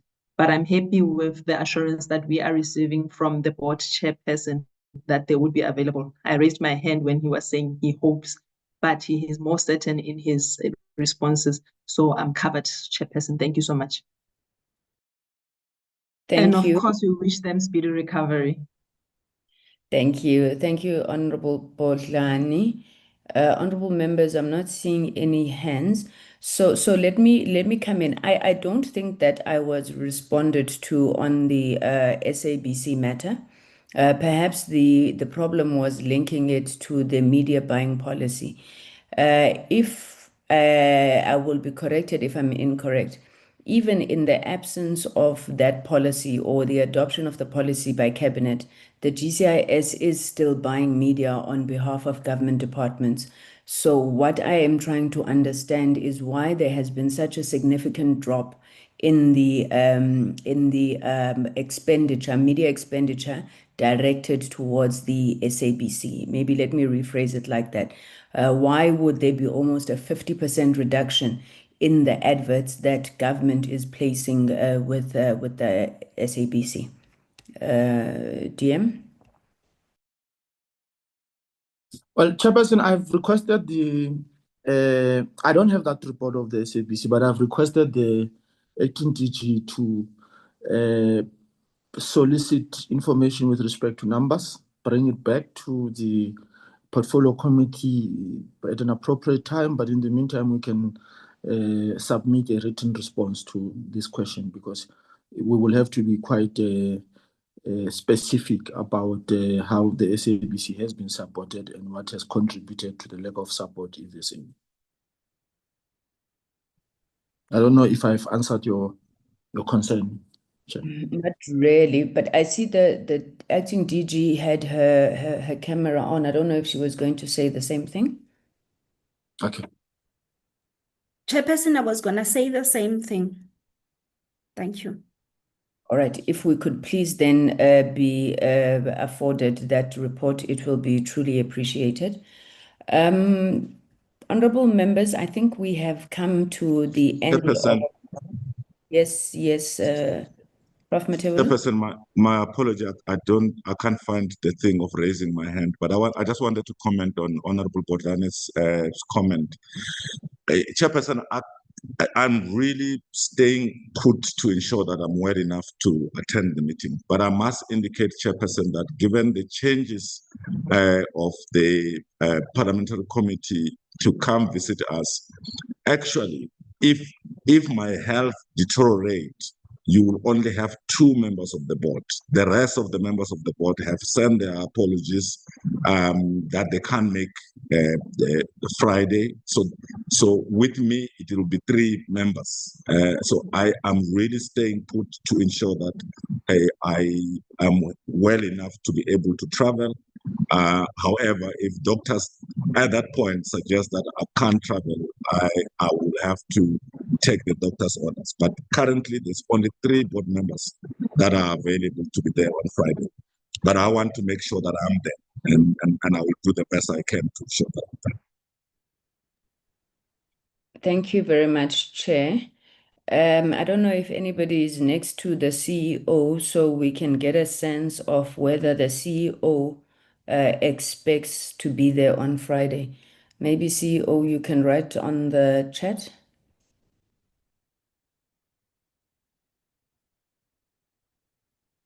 I'm not sure if she is hearing me. She has written, Chair, that she will be there. She will be there. Okay, all right. Let's keep an eye on it, members, taking note of what Honorable Bodlani has said. I think by Thursday at the latest, we should have a better sense of how things pan out. It's obviously disappointing. We would have liked to have the full complement of the board, given some of the challenges that have been raised with us in terms of challenges within the board itself.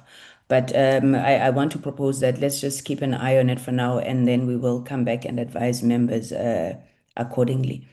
Colleagues, I think let's end the meeting here with an understanding that for now we will be meeting on Friday, the 5th of December, for an oversight visit to MDDA, to thank the Minister and the Deputy Minister for their support just in terms of the preparations for this oversight visit. We have already sent out the concept document as well as the program or agenda of the meeting, which then we trust will at least assist us get closer to understanding some of the issues at the MDDA. Let me congratulate the GCIS and the MDDA for their performance in the second quarter. There's still a lot of issues that I think are outstanding, which we will obviously interrogate then when those particular quarters end. But I want to say that things like the media buying policy and things like that, it also helps colleagues, and we've said this before, without intruding into government's area of competence. But you also don't want to craft a policy that is not taking into account some of the issues that have been raised by the portfolio committee, and then we have to come here and quibble about it post facto. So if you're able to socialize those ahead of time, it's truly appreciated. Are there any final words from you, Deputy Minister, before I adjourn the meeting? No. Just to say, your flowers will be waiting for you at MDDA. Thank you very much to members of the Portfolio Committee for this engagement. Thank you. Thank you very much, DM. I look forward to that. And thank you, honorable members, Acting DG, Prof. Matebula, and all colleagues who have joined us. The meeting is thus adjourned. See you on Friday. Thank you so much. Thank you, Chairperson and honorable members. Goodbye. Thanks, CFO. Tell them to say long live the chair. These ones, I give up. Oh, Welcome back, Chair. Long live the tell chair. them. We are collecting from our own pockets for your flowers. Bye. Bye. Enjoy the week.